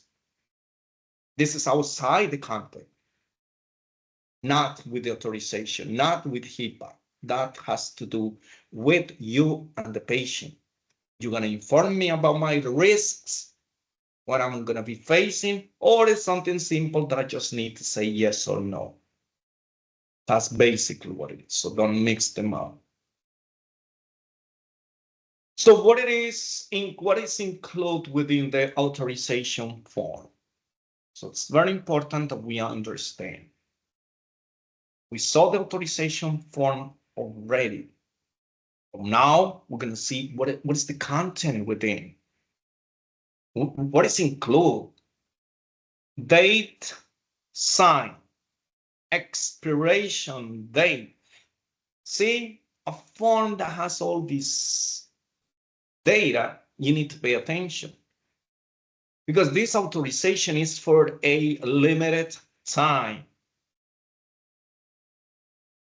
It's not going to be forever. So I give you permission for releasing this information only for this procedure. When the procedure is done, that's the expiration date. This medical doctor should not be using my information for anything else that is not for this procedure. The insurance company should not, the health insurance company should not be using my information only for that payment for that particular procedure. Because every single time that I have a procedure, I'm going to send other information and I'm going to get reimbursed for that. I do not go back to see, oh, how much I paid for this patient last time? What was the patient seeing last time that we paid for? We don't. So that information is that authorization is no longer active. So the day that it signs, the day the procedure or the payment or the operation starts. And the expiration date is when that procedure, that payment was completed. That's basically what it is. Now, to whom information may be disclosed? Now you have to tell me, who do you want this information, your information, to be released to? That's basically what it is. Oh, it has to be released to my new doctor because I'm moving from your office. Okay, what is the name of your doctor? What is the address? What is the specialty? What is the phone number?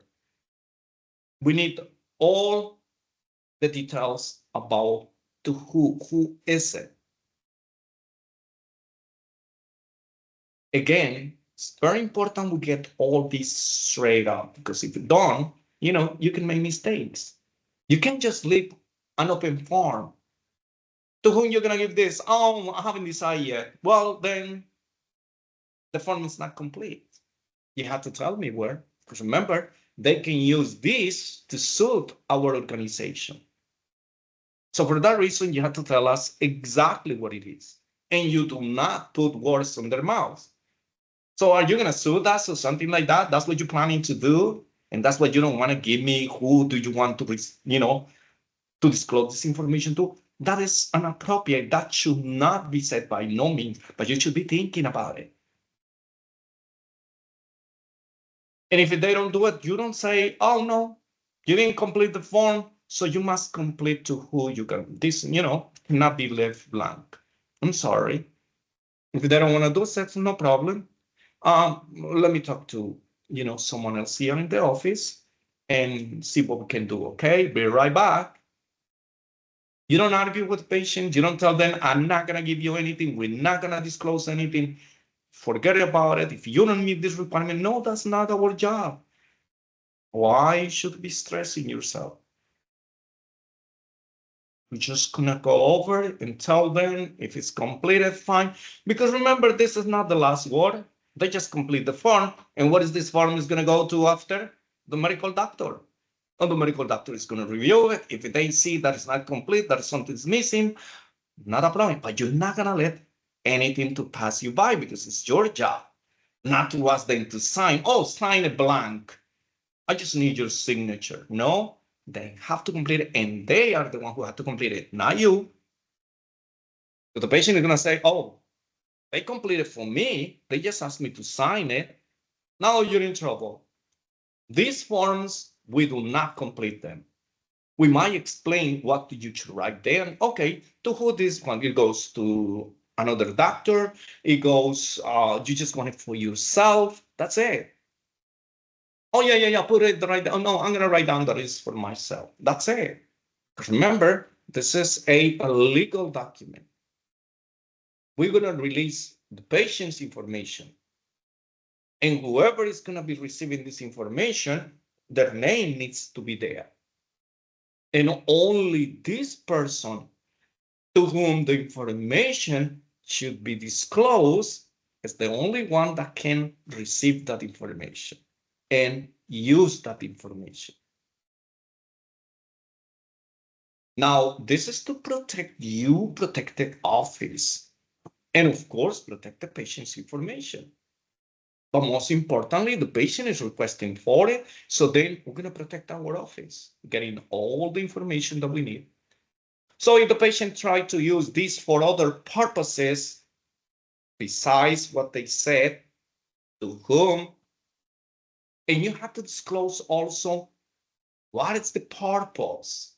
See, I have it right here.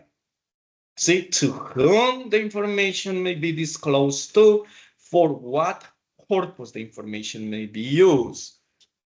So if you are asking for this particular information, your information, you have to give me all the details because I need to know what you're going to use it for.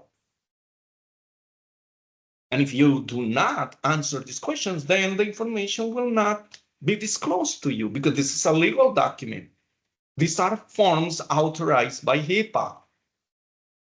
And they determine that that's the only way that you can do to protect the patient's information and protect the medical office, where the information is kept or maintained.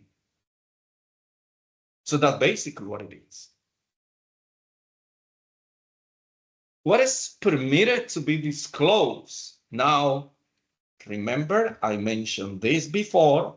What I'm trying to tell you is which information from the medical records I'm supposed to be releasing to you. Once again, the information contained within the medical record is the patient's, they own it. But the physical part of the medical records, who wrote, who entered the information, who created the medical record, that belongs to the office. Belongs to who create the medical record. So if I enter some information myself, that doesn't belong to you. So I only gonna disclose the information that the other person is going to need. If anything else does not meet that criteria, I'm not gonna disclose it. So remember, just because you request for copies of your medical record does not imply that all the information contained there, we're gonna make photocopies and we're gonna give it to you. Or we're gonna transfer all these digital or electronic files to you. That's not how it works. The medical doctor is gonna decide. That's why after you receive this form, you're gonna give it to the doctor. The doctor is gonna tell you, you're gonna tell the patient, oh, and when I'm gonna have the copies? Can I wait for it? Oh no. It takes between 7 to 10 days for you to get copies. Oh, why so long? I need it now. Can I come tomorrow? Unfortunately, no, that's the policies. The doctors are very busy. We're very busy. Oh, you have the copy right there. I can help you out. Listen, I heard all this. No, you cannot touch about equipment. You're not going to tell them, but he said, no, this has to be, reviewed by the medical doctor, and we're going to contact it when it's ready, if it is before that time. If they give you a hard time, listen, do not worry, do not argue, do not confront your patients. Look for someone else. Ask help for someone else. Oh, let me see who can help you better, okay? Do not enter into these confrontations. I already told you. It is 7 to 10 days. Can you hear me? Are you deaf? Do you understand English? That is not, oh my goodness, this is not the way that you talk to your patients, because you're going to get this patient really upset. And if the patient was trying not to sue the doctor, now they're going to do it for that purpose. So again, be careful. You have to be very sensitive. Oh, can you please excuse me for a minute, Mr. and Mrs. Brown? I'm going to go and ask my supervisor. Well, if they have other ways to do this. Just giving the person the option. Even though it's not gonna be there, you're not gonna promise anything. You don't say, oh, well, yeah, in 2 days it's gonna be ready. No, 7 to 10 days, because that's exactly what it's gonna take, or more.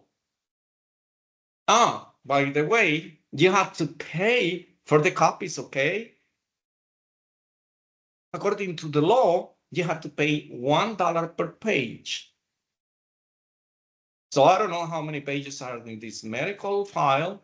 So you see, you notice that the medical file is kind of fat, has a bunch of papers right there. Says it's $1 per page. That's it. Then you calm them down a little bit. And then you talk to the doctor, you talk to the supervisor. If the patient is, argumentative, oh, I want the medical record now, I want this, blah, blah, blah, blah, blah, blah, and leaving tomorrow. Well, if you were leaving tomorrow, well, you're supposed to come here earlier, but you're not going to tell them that. Remember that you have a lot of things that you know, but you're not going to let it out. You know those things, but remember, you are empathetic. You understand.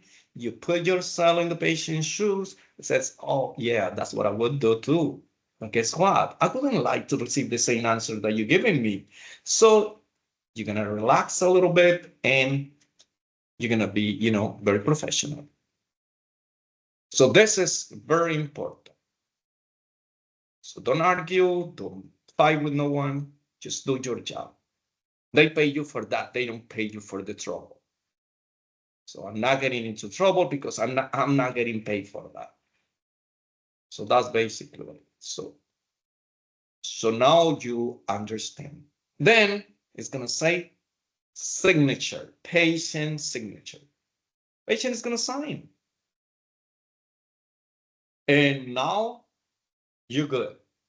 You have the form, and then you tell the patient, okay, so it's gonna be 7 to 10 days. Remember, working days.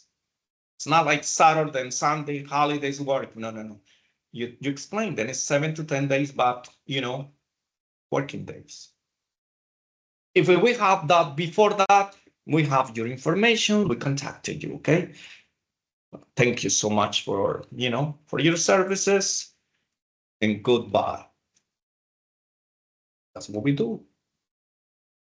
Any questions about this authorization form? Here it is. So I have a lot of stuff. You see how much information is written there? So that's basically what you're gonna do. You're gonna make sure, that you give all this information, because this is a written one. And whatever the patient needs to write down, it's gonna be there. All the questions are gonna be there. And you're gonna have to explain what you need it for. So that's how all these work. And all these elements that are included within this form. See, the first form that we saw, that was like a blank form with very simple form. But actually, you need something that, emits all the elements and the requirements of HIPAA. And this is the one. When you have a little time, just go over, and then you're going to understand a little more. But what I explain you is the most important thing. They're not going to ask you about all the elements of, this particular, completing this particular form. They're going to ask you, what do you need to release the information? When they ask you to release the information, they are not asking you to the associates or the people that works in the office. It's to release the information to someone else. So then you said, oh, they need an authorization release, a patient release authorization form. That's it. That's what it's called. No more. Now you got it. Patient rights. Now, this is not about, well, it's not 100% the same thing that we talk about the patient right to refuse treatment, right to be treated with dignity, right to not be discriminated, right. We're not talking about that. We're talking about the patient's right when it comes to the patient's private or protected information. So that's basically what it is. So patients have the right to request and receive reports of all disclosures made for the purpose of other than treatment, payment, and operations in the healthcare. So if you're going to release this information because it was required, but it's not part of or your insurance, it's not part of any treatments, it's not part of any of the operations within your facility, you have to request the patients and you have to inform them. We need to disclose your information for this purpose. We need your authorization. And we're going to explain the patient what is the circumstances are, what is the purpose, what is the reason that we need to disclose this to someone that is not for payment, it's not for operations, and is not for treatment. So that's basically what it is. Because that can happen. So in that circumstance, we need the patient's information, the patient's authorization.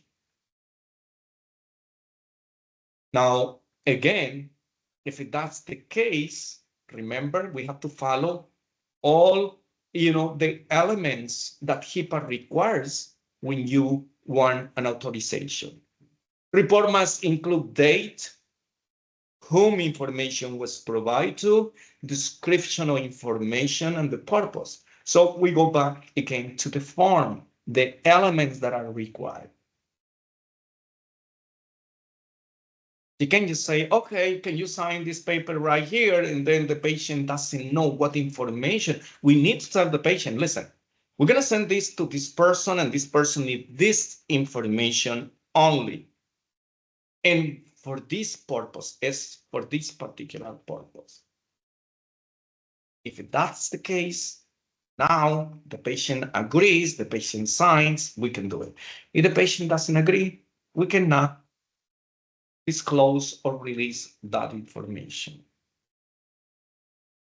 Probably the patient is not going to be able to do or to obtain certain services away from our services, if that's the case. That might be a court that is requesting for information. But then, remember, the patient has to sign it. Because not only that the patient is suing us, but we might be defending ourselves against the patient. So we might require the patient for some information to be released. So again, there are certain circumstances where that might be the case. But that's the right of the patient. Anytime that we're going to disclose the information that is not, once again, for treatment, payment, operations, we need the patient's authorization. Whether the patient is the one that needs the information or the facility is the one that needs the information, we need to follow the same protocols. Individuals may see and obtain copies of their medical records and request corrections if necessary. Now, well, there are two things right here, because when we are, let's talk about both paper-based and electronic files. Let's put it that way. Let's don't talk yet about electronic medical records, electronic health records, because that's usually not get us confused. This is like authorization, consent, informed consent, written consent. That's too much stuff. So let's talk about medical records in general. So the patient has the right to receive a copy of their medical records if they request it. Now, again, if they request the copy, they have to follow the protocols of getting an authorization. Remember, again, it's not because the patient is requesting for it that is exempt or not filling out this authorization. They have to sign it anyways, whether it's for someone else or for the patient has to sign it and has to tell us what is the reason. But if it is for the patient need it for themselves. I need to keep records of myself. I need to see what's going on. Paper, electronic, it doesn't matter. Patient has to sign authorization. And if it is for the patient, we're also going to, determine what information is given to the patient. So that's basically what it is. So again, it doesn't matter to whom this information is going to go and what is the purpose. Patient has to sign an authorization. Now, if it is for the patient, we're going to do that. If, again, they got to pay for the copies because they are requesting it. If we are the ones who are asking the patient to sign this paper because we are going to send this information to someone else, now the patient doesn't have to pay. It's when the patient requests that we talk about paying for each copy that is printed out. So that's basically what it is. Now, according to this publisher, it says facilities must provide access to that medical record within 30 days of the patient request. Now, to be safe, some of the organizations, they do that. Remember, the doctors are very busy. And you know how long it's going to take for a doctor to go every single page, every single history, every single diagnosis, every single medication, every single lab report.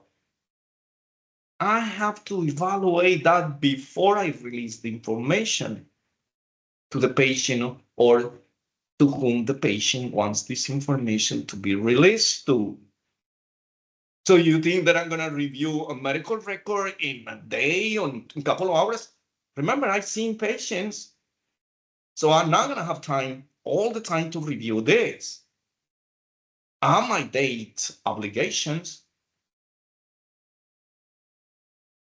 So this is one of the things that you need to ask your employer. Read the policy manual.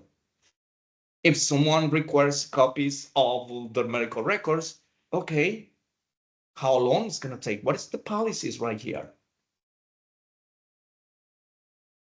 So that's how it works. See, they may charge patients for the copying, the mailing costs. If the patient comes and pick them up, we're going to charge them. It's $1 per page. That was the last time that I heard about it.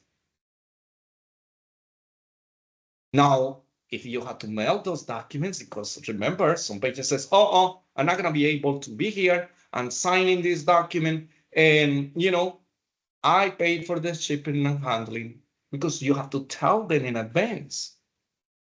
Because if you don't tell them, they're going to assume that these copies are going to be free. Now, there is an exception to the rule. You do not charge the patient just because of the fact that the patient cannot pay for these services. Is that understood? But we are talking about the copies, not the mailing costs. Oh, I'm sorry, but I'm broke. I don't have money. I don't have a job. Can we deny giving you the copies? No, according to HIPAA, that's one of your rights. We tell you about the money, but if you don't have money to pay for it, that's not a problem. We cannot deny giving you the copies. So we have to give it to them.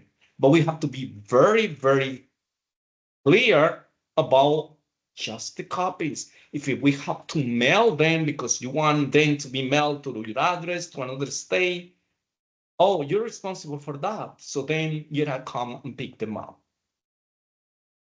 Remember, if you explain to the patients everything that entails the process, we're not gonna encounter any issues later on. That is called, effective communication. If you tell me only half of the process, that's all I'm going to be counting with. When the other half is, revealed to me later on, and I don't like it because pain is not something that I'm going to like, then we're gonna have a problem because you weren't honest with me. You didn't cover everything. You didn't explain it to me. This is like when you have, an offer that you receive online. Oh, this is 40% discount, 50% discount. And they show you what is, whatever that they, gonna promote and they want you to buy. And then you order and it's not the same product. Or they said, oh, but besides that, you did have to pay this. So actually you're paying for the entire item. So you're not having no discount because they have these extra hidden fees, right? So you gotta make sure that before you fall into these scams, because there's nothing else like that, you find out. Well, in your office, you have to explain exactly what's gonna be. So it's gonna be no questions after. And if those questions arises, then you tell them, see, you sign right here. Not that you sign. Remember that I went over this. Remember that I explained this to you. Or this should have been explained to you prior. This is now about what the patient is going to say, what the patient response are going to be. Because the patient is always going to use defensive mechanism. Oh, it's going to deny. Remember, that's the first thing that we do. We're going to deny things. No, I didn't know. Wasn't aware of that. Seriously? Nobody told me that. But it's written right there in your sign. And when you sign something, you are responsible for it, period.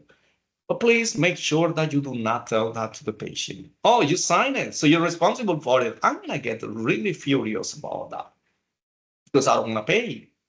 I don't wanna be responsible for that. Even though if consciously I think, I remember probably you said, and I know that if I sign something I'm responsible for it, that's not what I wanna do because I'm gonna go into denial.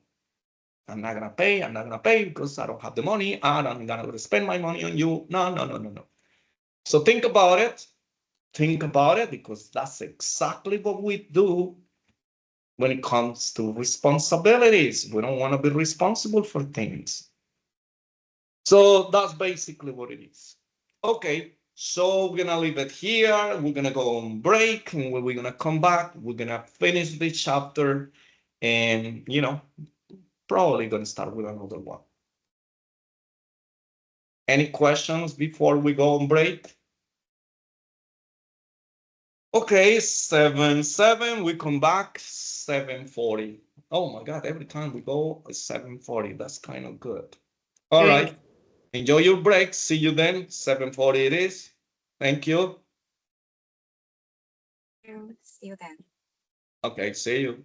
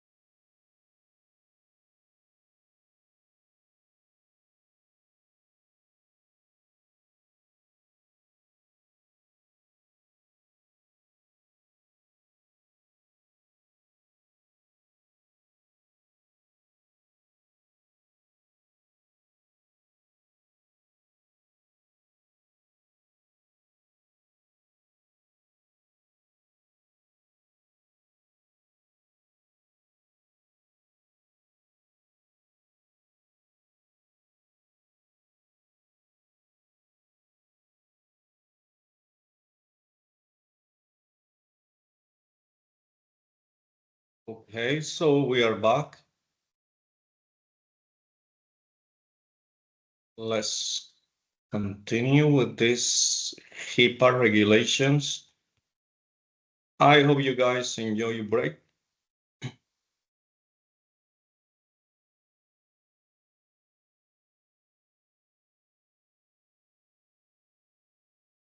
Okay, so we were talking about the patient rights.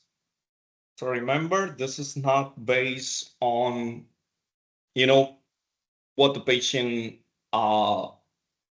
needs to receive or not in, regarding to services, whether the patient can refuse or not. This has to do with the patient's medical records and what information we should be relaying to the patient before we disclose that information.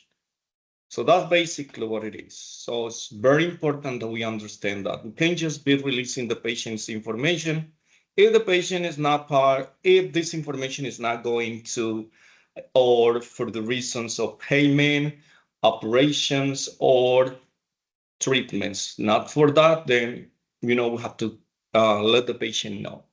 And not only that information is going to be released, and to have a written release of information paper, but also we have to tell the patient what information is going to be released.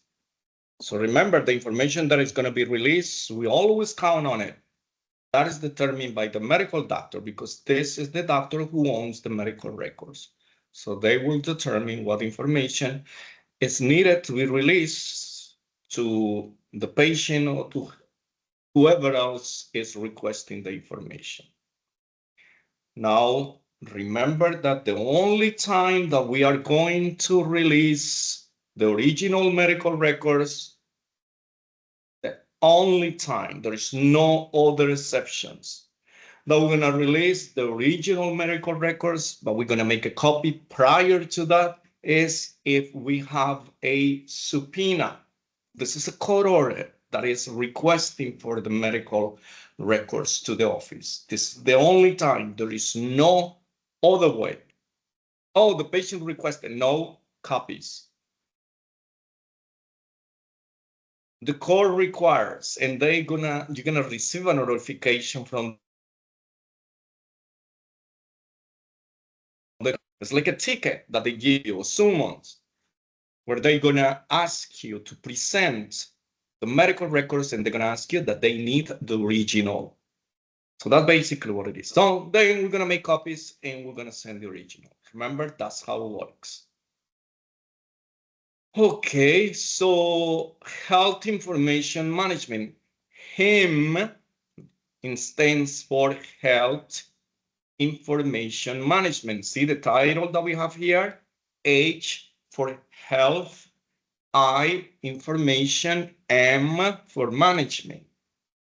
So the health information management, because now we are not working with paper-based medical records. We are working with electronic medical records. So that is totally different. So we have some responsibilities, and there are some organizations that are monitoring what is disclosed, what is not being disclosed from the patient. So that's basically what it is. So what is the responsibility of the health information management department? So the IT, information technology, they're gonna be ensuring that, these consents and authorizations are required and they are completed appropriately. So that's basically what it is. We don't want to have any problems by not following the HIPAA privacy rule, remember. So that's basically what it is. If this document needs to be out or received by the intended entity, organization, person, Well, they have a time limit, a time frame when we're supposed to get this authorization. We have to do it. That's basically what it is. Now, again, there is a necessary part of the medical record, medical information that needs to be disclosed. Necessary or necessary depends of, it is necessary, depends of the necessary of the person who wants to use the information. So if I'm referring my patient to this particular provider, well, then I'm only going to send the information that pertains, that is related to the procedure that this medical doctor is going to do. So if my patient is having problems with the heart, then I'm going to send my referring physician all the information pertaining to heart conditions and something that might be related to the heart condition. So that's basically what it is. This is not like, oh, everybody's going to receive the complete medical records. That doesn't work. I'm not going to send all the lab results, all the imaging reports, all the progress notes, all the correspondence. We don't need that. They don't need all that information. They are not requesting for the medical records. They just want to follow with the patient for whatever the patient referral is all about. So for that reason, we're only going to disclose that particular part that is necessary to do that particular process, procedure, operation. So that's basically what it's trying to tell you. Remember that we are not going to disclose the entire medical record.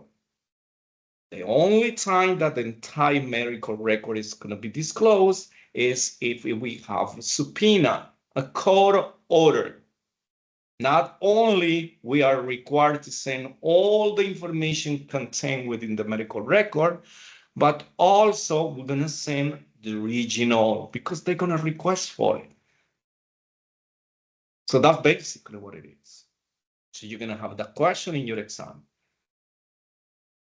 When will be the time, or what is the circumstance in which you will send the original, or will you give the original medical records? So there are two answers to that.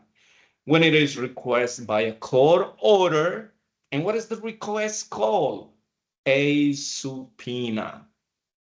So you can have either or. If the medical record is subpoena, then you have to render the medical record. If you receive a court order, that's the same. It's just that who is submitting the subpoena. The subpoena is just the order. But who made the order? The court. A judge. So for that reason, you have to pay very careful attention when you read this. Because a subpoena is like, let's say that you pass a light, you park on the wrong side, you get a ticket. How do you know that you've been summoned? How do you know that you have to pay this money? Because you received the ticket. That is the subpoena. It's a document. It's a court order. It's the same. This is the traffic violation ticket. We call it ticket. We don't call it subpoena. It's just informing you that you violated the law. For that reason, you've been punished. So you have to pay for it. So that's basically what it is. And what happens if you don't pay? Oh, you're going to get in trouble.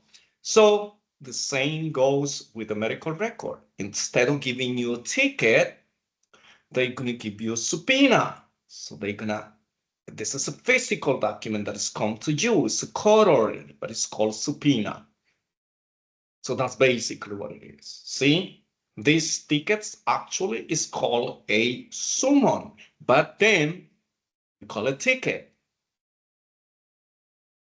So you're gonna receive the hospital, whoever in charge in the hospital is, or the clinic is gonna receive this subpoena. It's gonna say, oh, I have a subpoena. This is a court order. Oh, let me read what they want. Of course, if you receive a subpoena from the court, oh, this is nothing easy. This is serious matter. You don't get subpoena just because you did something minor. No, this is for serious, crimes and,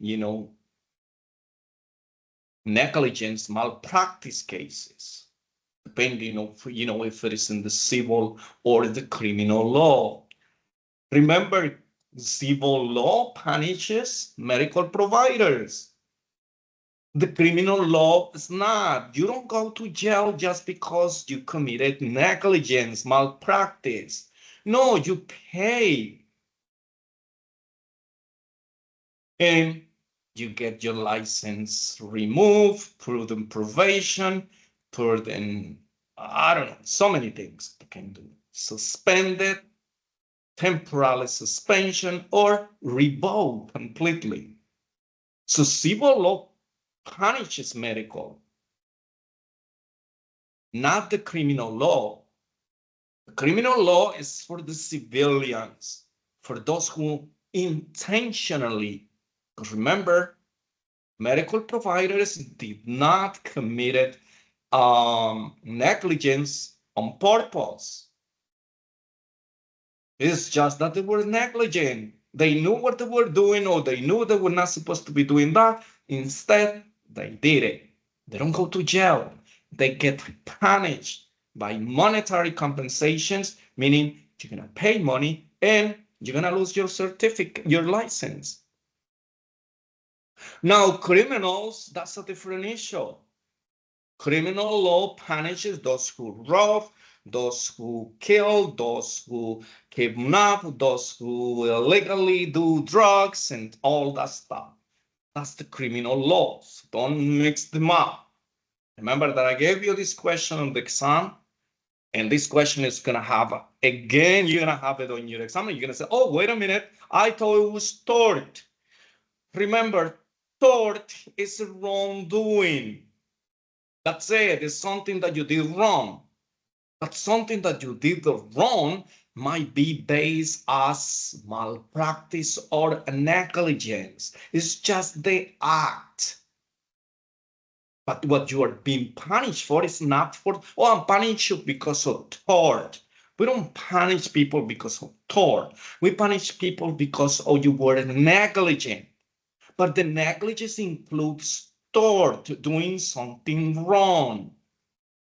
So we don't use tort as the rule to punish you. It's what you did wrong that can be punished or not. So you're assuming you did something wrong. Now they're gonna find out whether it was negligence, whether you did it or not. That's basically what is important. So I want you to get this clear. So tort, negligence are two different things.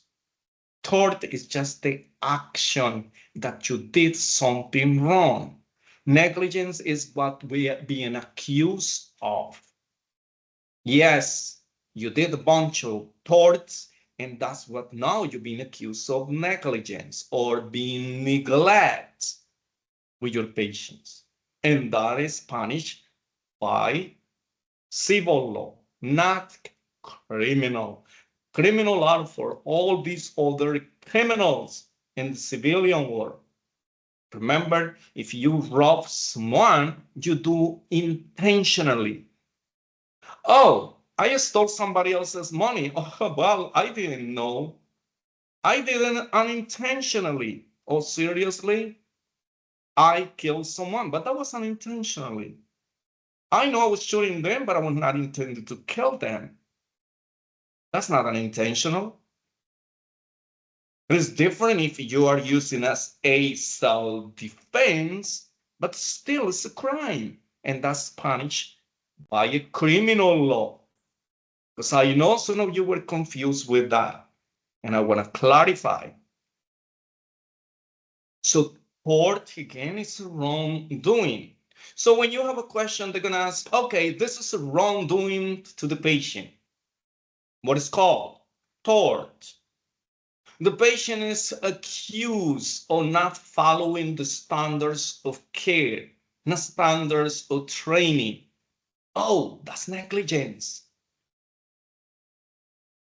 And who punish how medical providers, medical in general, are, what law applies to them? Civil law, not tort. Tort is a wrongdoing. It's not a law. So again, remember there are some terms that you are not familiar with, and it's very difficult sometimes to kind of, understand those things at once. And that's why we keep on repeating them. So when you encounter these situations, you're not going to make the same mistake again, because that's not how it's supposed to be done. So again, this health information management is making sure, that necessary information is released. Only what is necessary to do this particular process. Evaluation, treatment will be disclosed. Now, patients must sign an authorization for that. So that's basically what it is. Okay, so providing patients with copies of records disclosure reports. Now, remember that I mentioned before we went on to break? This is what it is. If I'm disclosing information, I have to inform you that I'm going to disclose your information, but that's not enough. I have to show you not the copies that I sent to them, but a summary of what was disclosed to the other entity. Oh, I disclose your blood results from this time. I don't have to show the blood results. I disclose blood results and X-rays and EKG. The history taken this particular day on your evaluation when I diagnose you with this condition, because I refer you to this doctor and they need to know what is the reason that you're being referred to this particular doctor. So that's basically what it is. So we're gonna tell the patient, we're gonna give like a summary. It's like a balance when you receive your back statement, just like that. Okay, this information was disclosed to, but not telling every single detail of what information actually sent.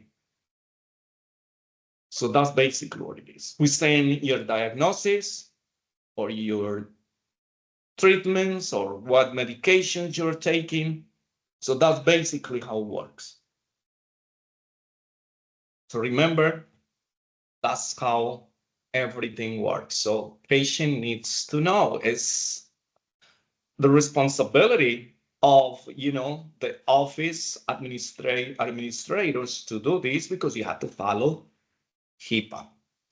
And remember, before you send those papers, before you send any or disclose any information from the patient, you're gonna ask the patient to sign.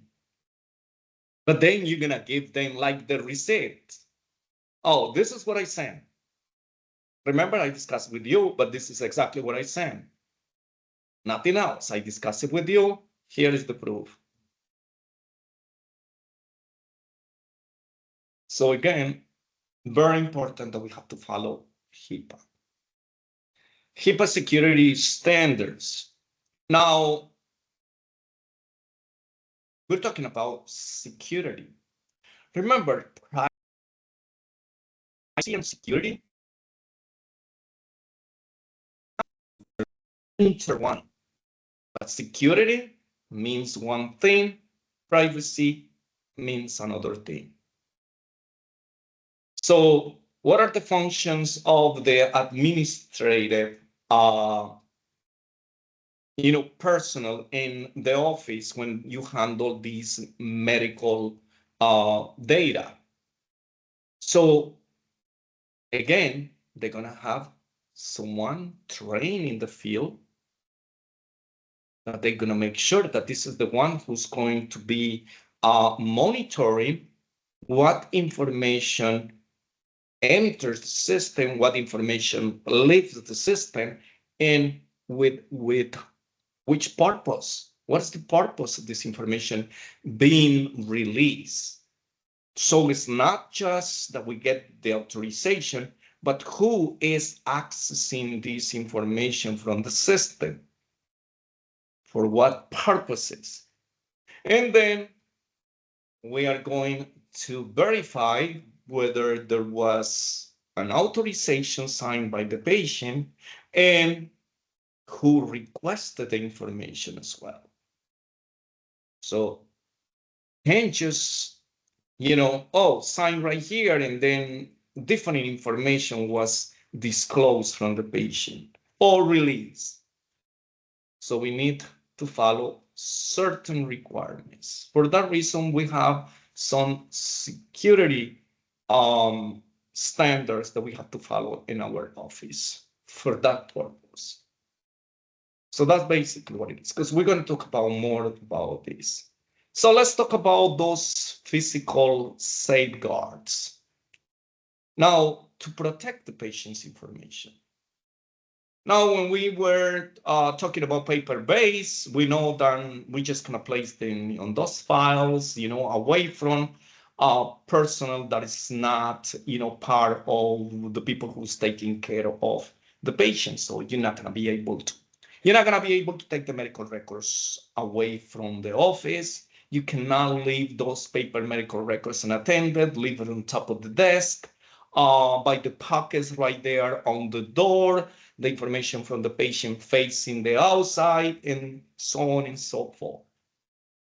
Now, when we talk about electronic devices or systems, now things are a little bit different, because remember, this is a different way of, saving, storing, retrieving, entering information. So we're going to talk about that exactly. Now, everybody who works in the medical facilities, they should be trained, and they should be given a login, and they create an account for you. Remember that I mentioned yesterday that it's not you who creates the account. This is the administrator from the IT department, the information technology department, who's going to sign this to you. And these codes that they give you, or this passcode that they give you this passcode according to your specialty, your position, what information you are allowed to see with that code. It's not like you're gonna get an open door for everything. No, there are some information you're not gonna be able to see. You're not gonna be able to see how much your coworker is making money. Oh, how much they get paid. I need to check. You're not gonna be able to do that. So you're gonna be able to enter in certain functions of the medical records. Some other things, you're not gonna be able to see it. They might be there, but it's inactive, so you're not gonna be able to enter. So that will be one of them. Now, just to prevent that, we lose this information that is electronically collected, stored, then, you are going to create certain ways of saving this information. Because remember, if the computer breaks down or the place burns down, where are you going to get the information? So then we're going to have the cloud when we're going to store all this information. Of course, the cloud is not for free. So the organization has to pay for these services. This is like having internet. They're gonna pay for services and they're gonna buy space. How much space they need? So think about it in a medical doctor's office versus a hospital. Who needs more space? Of course, hospital, because hospital sees more patients because they have all these departments, all these specialties. So you're gonna have to buy more space. And if you don't do it that way, then you're gonna do it the old-fashioned way, which is to do backups in electronic disks or memories. But then you have to save this in a place, you have to take this away from the office or place it in a safe that is proof of fire. Otherwise, these backup devices are going to get burned and then you're going to lose all the information. So that's basically what it is. So the equipment that we're going to get to protect the patient's information depends on in which system this information is stored. Remember, if it is paper, well, there is no way that we're going to get this back. If they get burned, they get wet, they were damaged, lost, papers, loose papers, well, that's the problem. But with the electronic, we can back up the files. And that is supposed to be done every single day. And if you have the cloud, every single time that you add something, it's going to be saved. This is like your computer. When you are creating a document, they save it automatically. So let's say that accidentally you close your document that you're writing about it. And you did a lot of stuff. Now you close it accidentally and they didn't give you the chance to save your information. Some of the computers have that feature that whenever something is closed, they're going to ask you, do you want to save the changes? Yes or no? And you just do what you need to do. Some of the times the systems don't give you the opportunity. So let's say that they didn't give you the chance. Fortunately, these systems now automatically save your materials. But you need to know what type of systems you have. You know how many times I have worked on my computer, work in these PowerPoint presentations, add, remove things, and then when I'm done, suddenly, wow, I forgot to charge my computer. Close. And then I got said, oh my God, all the work that I did for nothing. But then I open my system and next thing I know, I open my PowerPoint presentation or my Word or my PDF format, and here we go. It tells me something pops up on my screen. It's asking me if I want to save this material that was closed unexpectedly. But it doesn't happen with all the systems. So that's basically what we have with electronic medical records. Sometimes it saves the information, but the information that is already saved, how do we get safe if something happens within the systems altogether? Remember, a crash, a virus in the computer, a hackers. So, well, there are a lot of things, right? So we have to back up our files. Sometimes we don't have enough memory in our system. So how are we going to store all this information? The information is going to be rejected. It's going to tell us that we don't have enough space to save the information. That's what we use external drives. But now, with the advent of the cloud, that is the best storage we can have. Not only because it can store tons of files, but we can access these from everywhere. See, if I back up my files on a hard drive, on a CD, and a pen drive, anything, just to mention my work. Well, if I lose this pen, I'm gonna lose all this information. If the CD is damaged or I lose it, if this external hard drive is damaged or lost, I'm gonna lose everything. Not to mention that if I move away to somewhere else, I have to bring them with me if I want to have access to this information. But if it is in the cloud, I don't need to. I just sign in, I just need to have internet service. And then I can access my files from anywhere that I want to, as long as I have internet service. It doesn't matter if the medical office or the hospital burned down, we don't lose any files as opposed to paper-based. See, we don't make extra copies of the paper-based medical records and save it somewhere else. Who's gonna do that? That will be a lot of money, that will be a lot of space, that will be nonsense. But electronically speaking, yes, we can do that.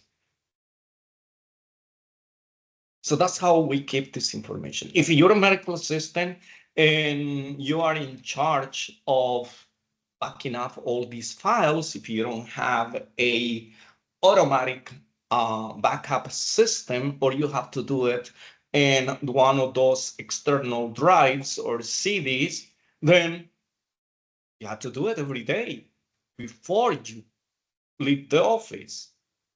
Most of the time, this is for the office manager. Nowadays, even though medical doctors' offices, they get, they purchase, they subscribe, that's what it is, for the cloud, because it's 100%, well, nothing is 100%, let's say 99.9% secure information. So we don't have to do all this all the time because we're gonna forget sometimes. If you don't back up those files and it turns out that something happened to the computer, to the system, to the building, then we're gonna lose all that information. And remember, getting back this information is how are you gonna get it back? It's impossible. So we are gonna be in a deep, deep trouble. So that's basically, so we need those physical safeguards because it's something that, we're gonna do it ourselves to protect the patient's information from any situation. Remember, it might be environmental, flood, fire, anything, or something that, computers crashes most of the time. They get viruses because there's a lot of things going on. So technical safeguards. Now, these are, well, remember, physical means, oh, I'm gonna get this information and I'm gonna store it somewhere else. So if something happens right here or we don't have enough space, we have the information somewhere else. Now, the technical is what we already talked about. Number one, we're gonna have some authentication controls. Remember, we're gonna have an account, we're gonna have a login, and we're gonna have a passcode or password, whatever you wanna call. So you can enter. And whenever you are authorized to do that, because if you got this new account, you are authorized to enter the system, but just to enter and see certain things that you and your profession are supposed to be using. There is going to be something that is called encryptions. So the information will be encrypted. So what is encryption? It's when you have this type English, Spanish, whatever language it is. Now you're not going to be able to interpret it because they give you a bunch of signs right there. A bunch of signs that you cannot translate. So you're not going to be able to. So sometimes, I go inside my computer and I try to look for something, and when I print it out or you want to download something that it is not authorized to do it, then, or you have to pay, fees for you to get access to that. You download it and then it says, oh my God, I got the file. I can get the information that I need here. I can add it to whatever I'm doing. And then I try to open it up and they have a bunch of little lines and squares and triangles. Oh, wait a minute. That is encryption. It's going to be translate everything that you type, and regardless of the language that you use, it's going to be transcribed in some codes that you're not going to be able to read. This is not for regular people. So that's what they do. So most of the institutions, companies, they have this because they have protected client information. See, like the banks, companies, financial district, every company has this because we don't want the information from our clients to be stolen. We don't want the information from our clients' information, credit cards, debit cards, bank accounts to be hacked. So for that reason, we have these technical safeguards. So that's basically what it is. So even though if you have access to these to these files, just put it away. You're not going to be able to read it. And see, if you're not going to be able to read it, then problem. So you can go into your computer, your phone, try to go to settings, try to look for some of the components of your computer. You try to read it, open it up. It opens up, but you're not going to be able to read anything because a bunch of signs and little figures appears over there. So you're not going to be able to understand. So you're not going to have an answer. So that is called encryption. So most of the system has that to protect sensitive information. Just let's put it that way. In case of our patients, protected her information. Anything that identifies the patient is considered protected information. So according to HIPAA, we have to have these safety regulations, these safety rules, safety standards.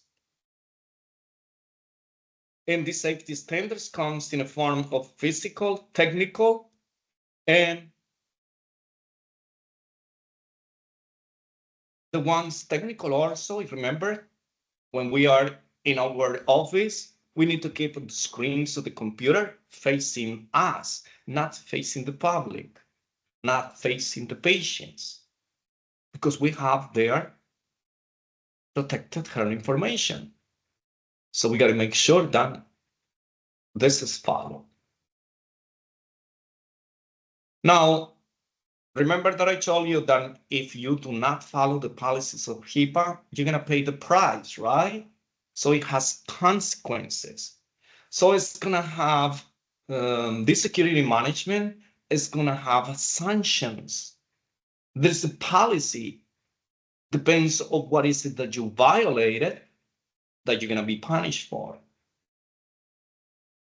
So defines these sanction policies, defines consequences of failing to comply with security policies and procedures.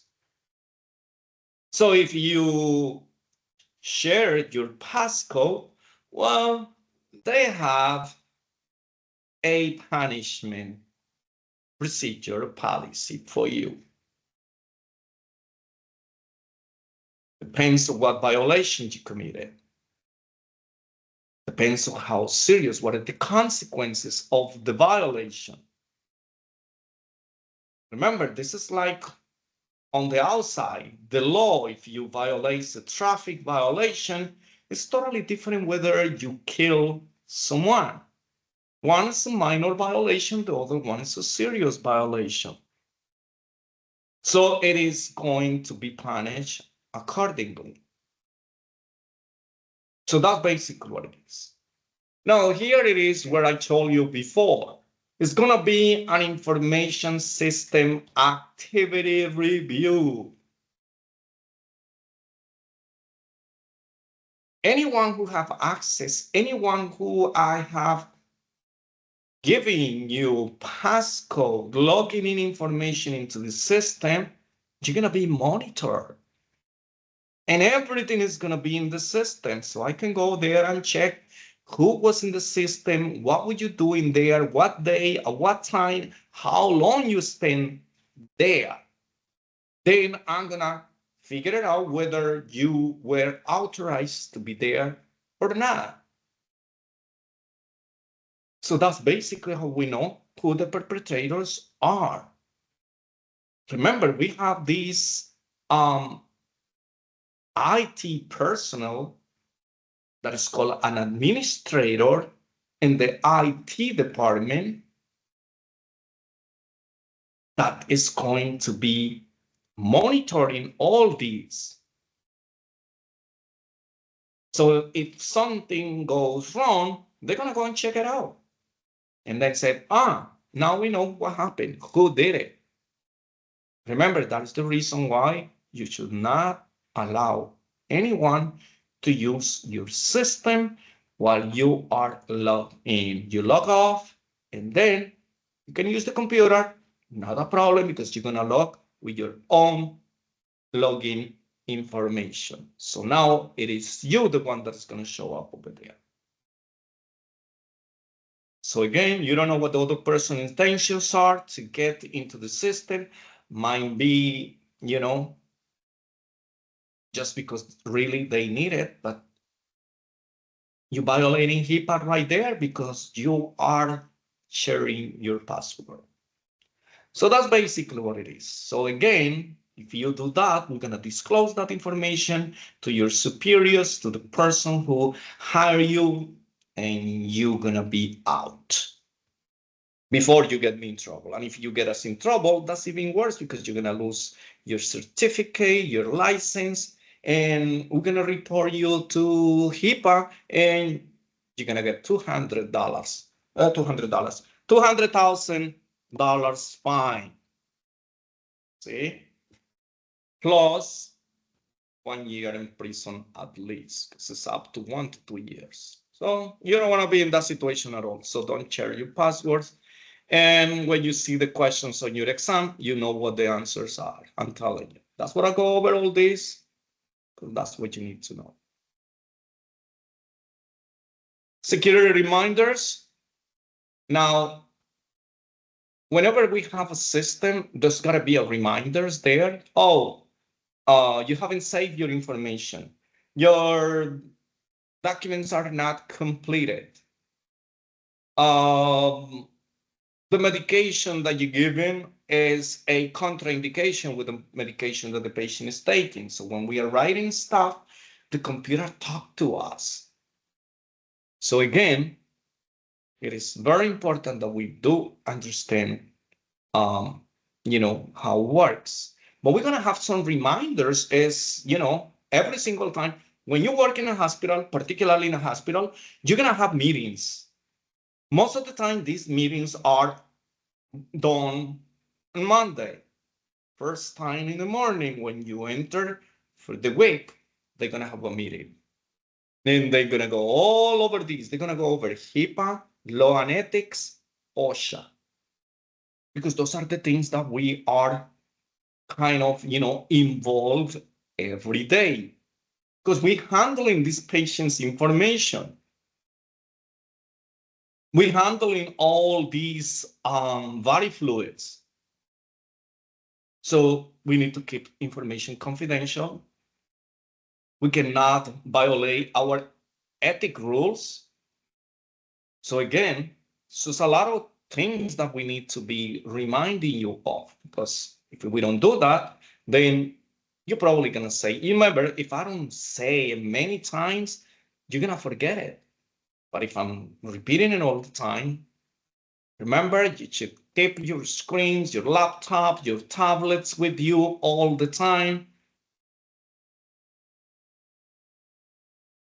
So that's basically what it is. Screens might be covered. They might have some shells to prevent other people, just to pick on the information that we're seeing, because there are such a thing. But if we don't follow it, then we're going to be in trouble. But this is going to be. Now, other problems that we have, I already mentioned, viruses. Remember, whenever you feel you see an email that it is unknown to you, or something that is very catchy to you, oh, a nice offer, like a bargain, like a promotion, something so good that, remember, when it's too good, it's not true. So don't open emails. That's what they don't want you to go to Google and start doing mining your own personal business, because that's the place when you can get the virus. When you open all these sites, all those things, a lot of stuff going on. So we don't want that, because it can crash the system. We can lose the information. That is a serious issue. Here it goes again with the login monitoring and the password management. Remember, we are monitoring, not we, IT personnel. There's got to be a room right there where the IT is all the time monitoring what's going on. This is like when you go to the hospital and you have all these cameras over there, or any public building. Well, we're not monitoring the cameras, we are monitoring what's inside the system, the medical records. Who got access? Who is entering the system?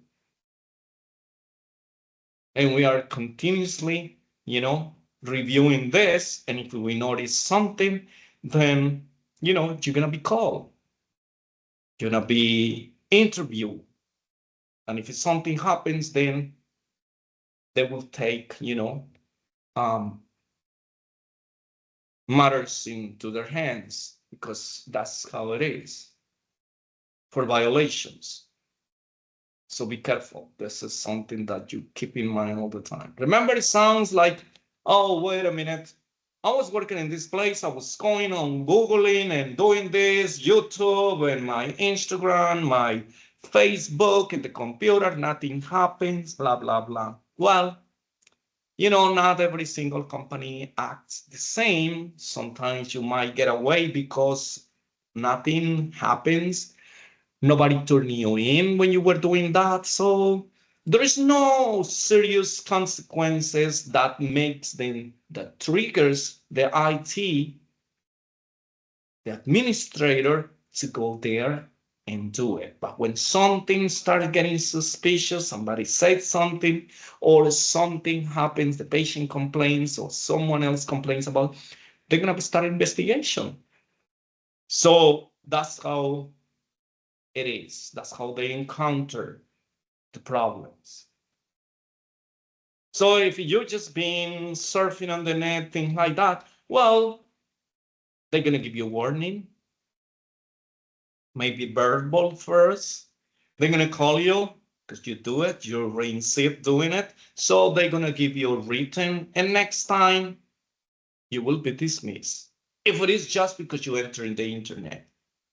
If you're doing something with the medical records, reading information that you weren't supposed to be reading, somebody else's medical records that you were not allowed to do it, then think about it. You will be in trouble.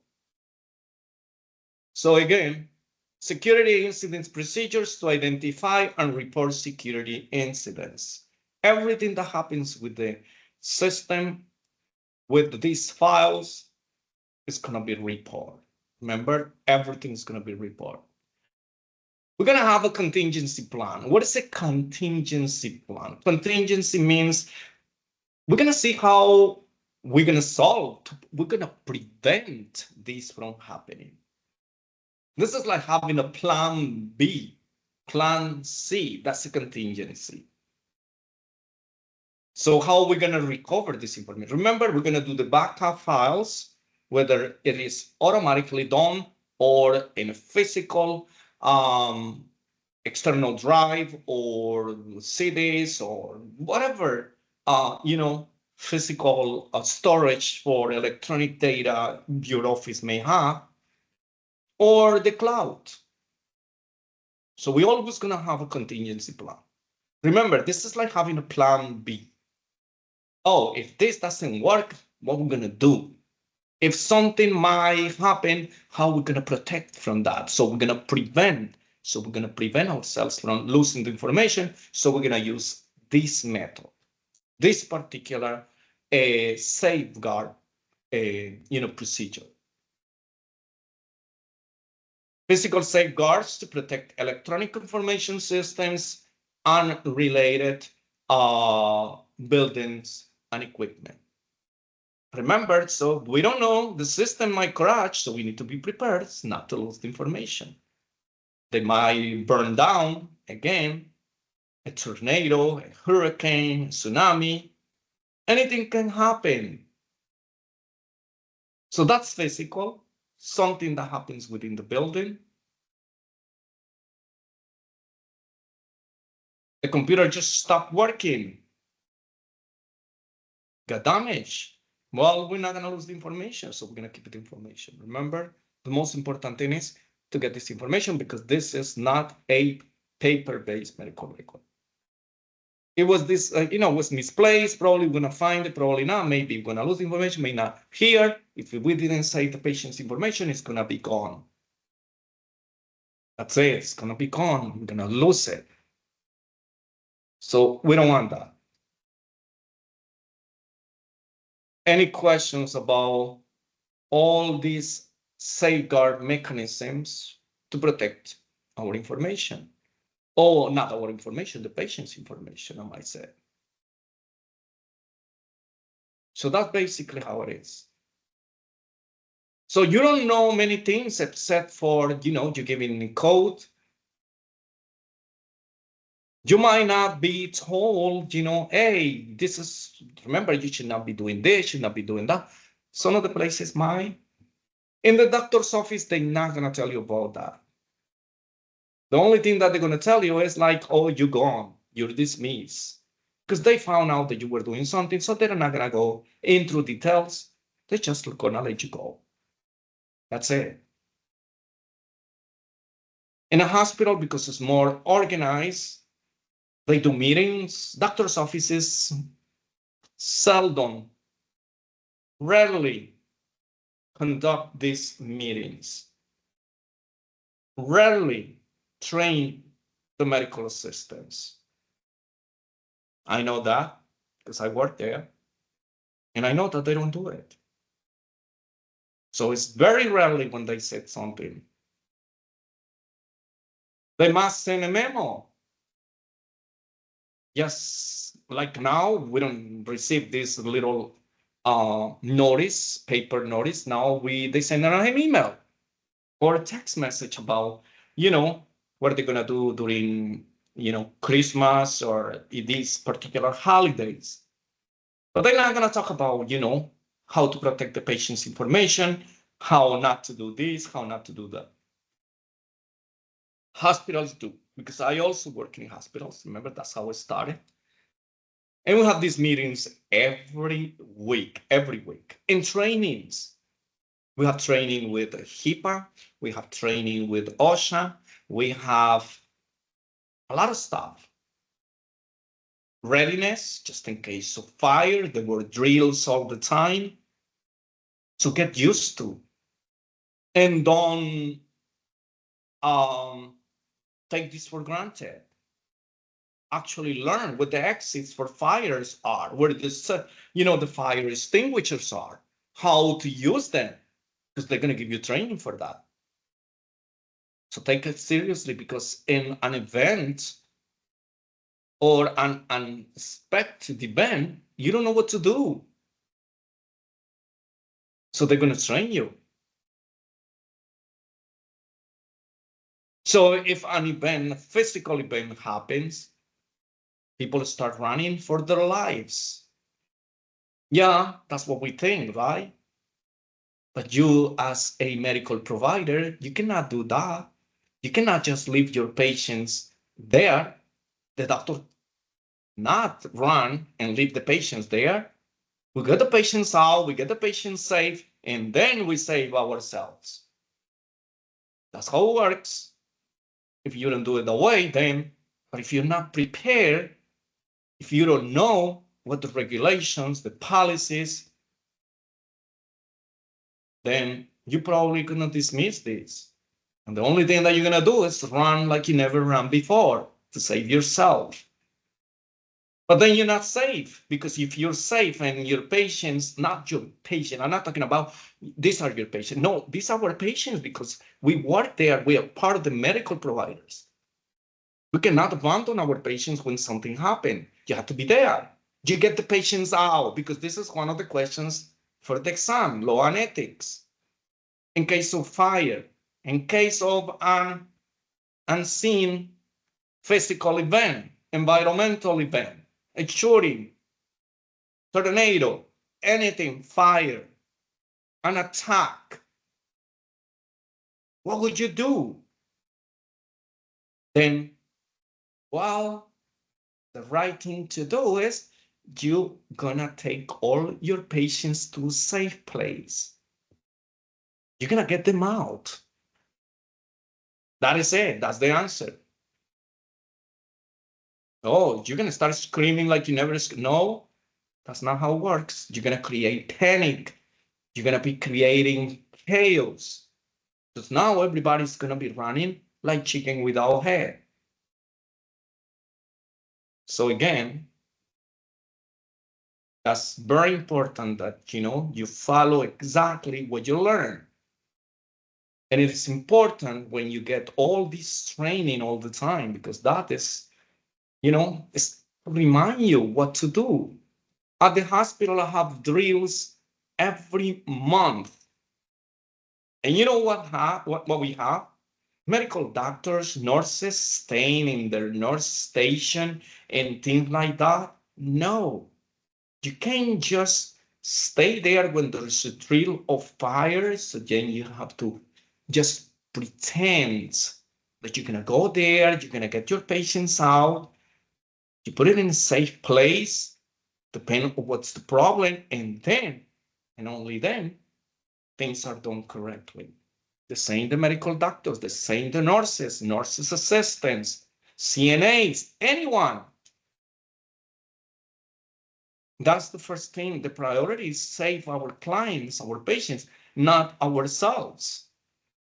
That's what we think, but following HIPAA regulations, because we work in this place when we have to safeguard not only the patient's data, but also the patients themselves in case of one of these situations.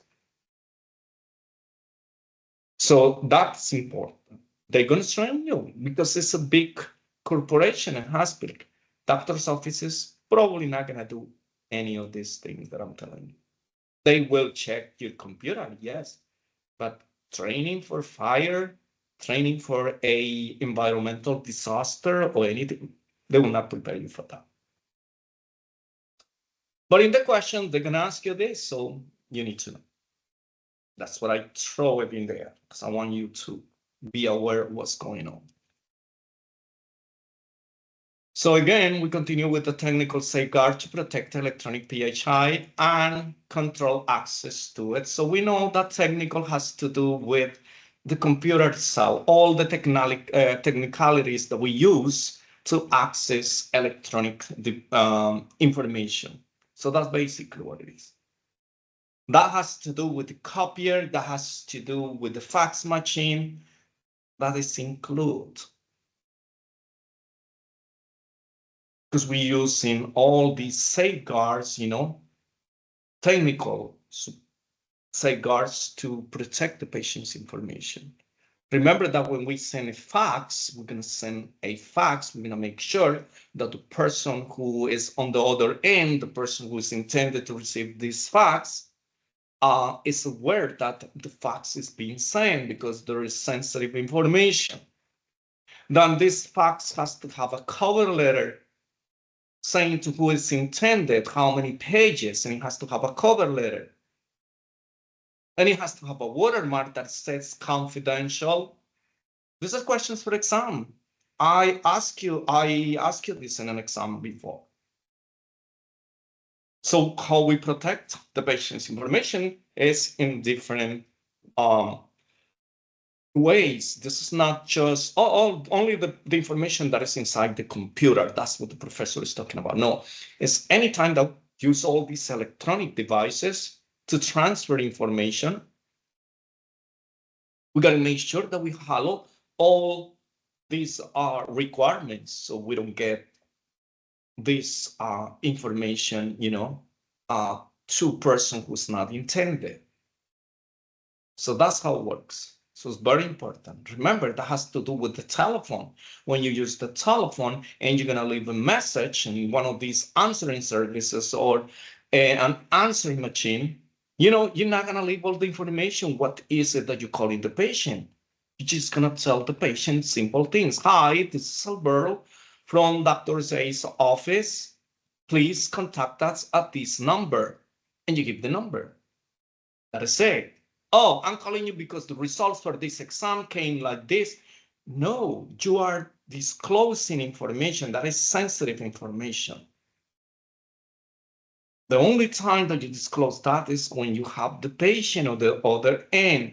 But before you release this information, you got to make sure that you know that you're talking to the patient, not to someone else who's pretending or playing to be the patient. Just because someone picks up the phone does not imply that that's the person that you are intended to speak to.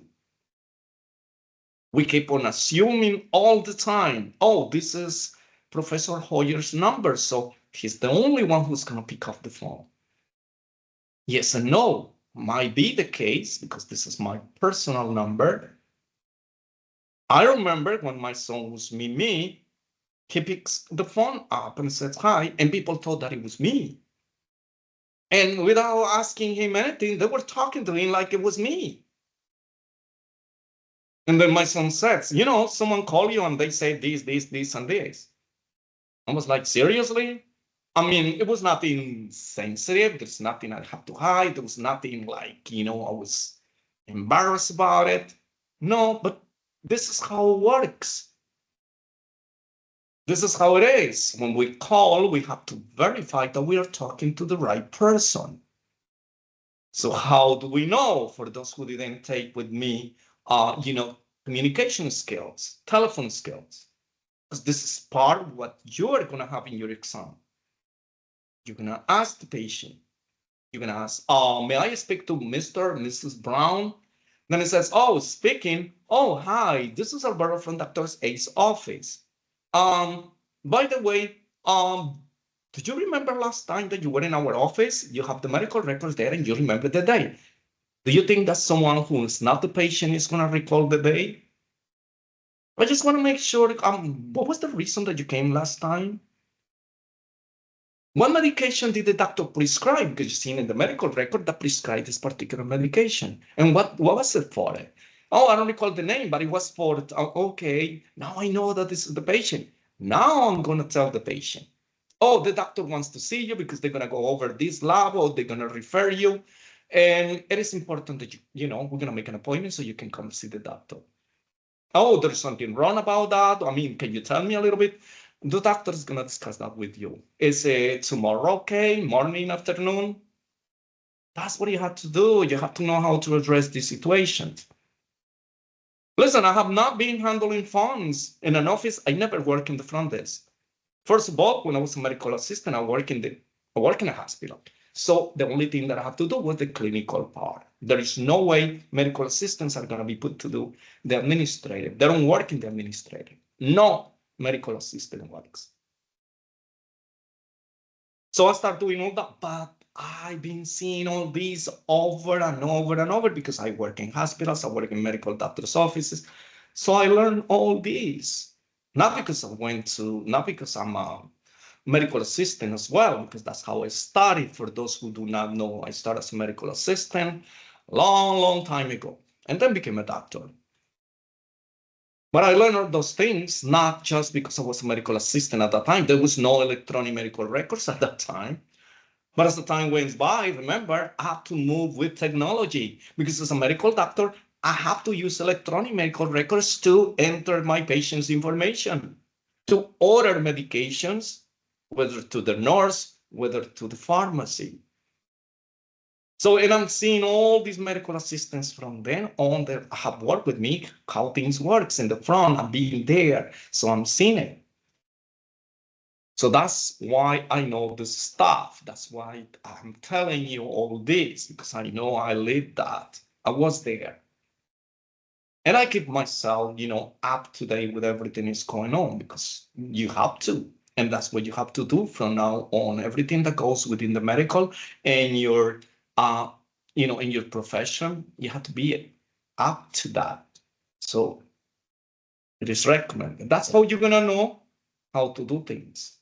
And you will understand all this when you start working, when you start seeing all the things that I'm telling you, and it's gonna be, it's gonna be familiar to you. You're gonna say, "Oh my God, yeah, Professor Hoyer was talking about this, and that. Look at this. It is true." So don't doubt what I'm telling you because I'm telling you based on experience. Even though if it was back in the days, it still works. We as humans, we don't change. Bad habits, we keep them until the end. So everything that you say, there are going to be certain little changes here and there, but you're going to be seeing a lot of stuff. You're going to have all these patients coming over to your office requesting for a copy of medical records. So now you know how to do it. You're going to have the nurse, you're going to have the medical doctor, you're going to have another of your colleagues, that one that it is so friendly to you. And let me use the computer. Sure, and you just pull to the side and allow them to use the computer. If something goes wrong, you're gonna be paying the consequences. Do you think that your colleague, that so-called friend, your doctor, is gonna say no? First of all, you violated HIPAA to begin with because you are sharing your password. That's it. That is the first violation. Anything else could not happen, if you have not, allow your password to be checked. So start from there. You have to start from there. Don't, just don't try to be nice. This is not being nice. That's not being nice. Oh, listen, I forgot to punch, the timing. So I'm gonna leave early. Can you punch it for me after? Don't do it. That can cost your job. And the other person is going to be happy staying in the job and you're going to be fired. The other one was the one who took the time off, but you're going to be fired. So don't do anything for anybody. Think about the consequences. Think about you, and you. There is no friends. Oh, I can reassure you that. Friends are those who, when you're in a bad situation, they are there for you. Those who only are with you when you are in good times, these are not friends. So again, think twice. Think about you, think about your family. That's the most important thing. That's what I did. And I don't regret it. I don't mind people saying things about me. Oh, he's selfish, he's this. I don't care because you don't pay my bills. If you don't pay my bills, what should I care about you? I care about my family. But most importantly, I care about me. And that's what I want you to bring to your table. Do your job, do what you're supposed to do. And doing your job is not sharing your passwords, not gossiping in your workplace, making false statements about. No, be neutral. You just there to make your paycheck, to do your best, and then you go home. That's it. That's not your home. That's not your family. So don't think about anything else. And believe me, you will be safe. Otherwise, you're going to be regretting it. So, okay, so we're done with this chapter. So we're going to close it right here. Any questions before we go? Okay, so you guys enjoy your weekend. It's going to be Friday, Saturday, Sunday. That's a lot, isn't it? But when we have breaks, that runs so fast.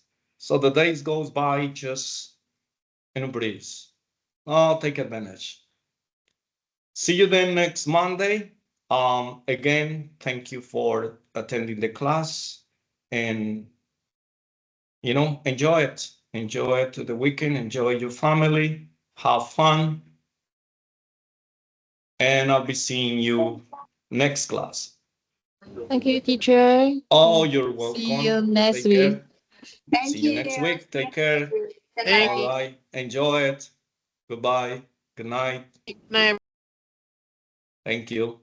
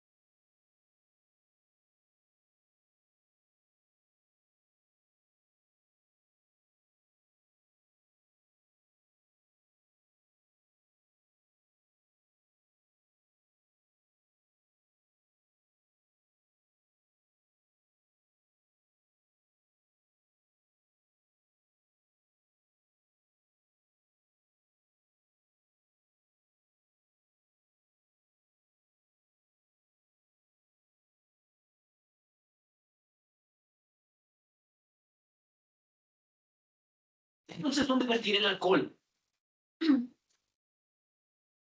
Veamos. Mira, esto servirá.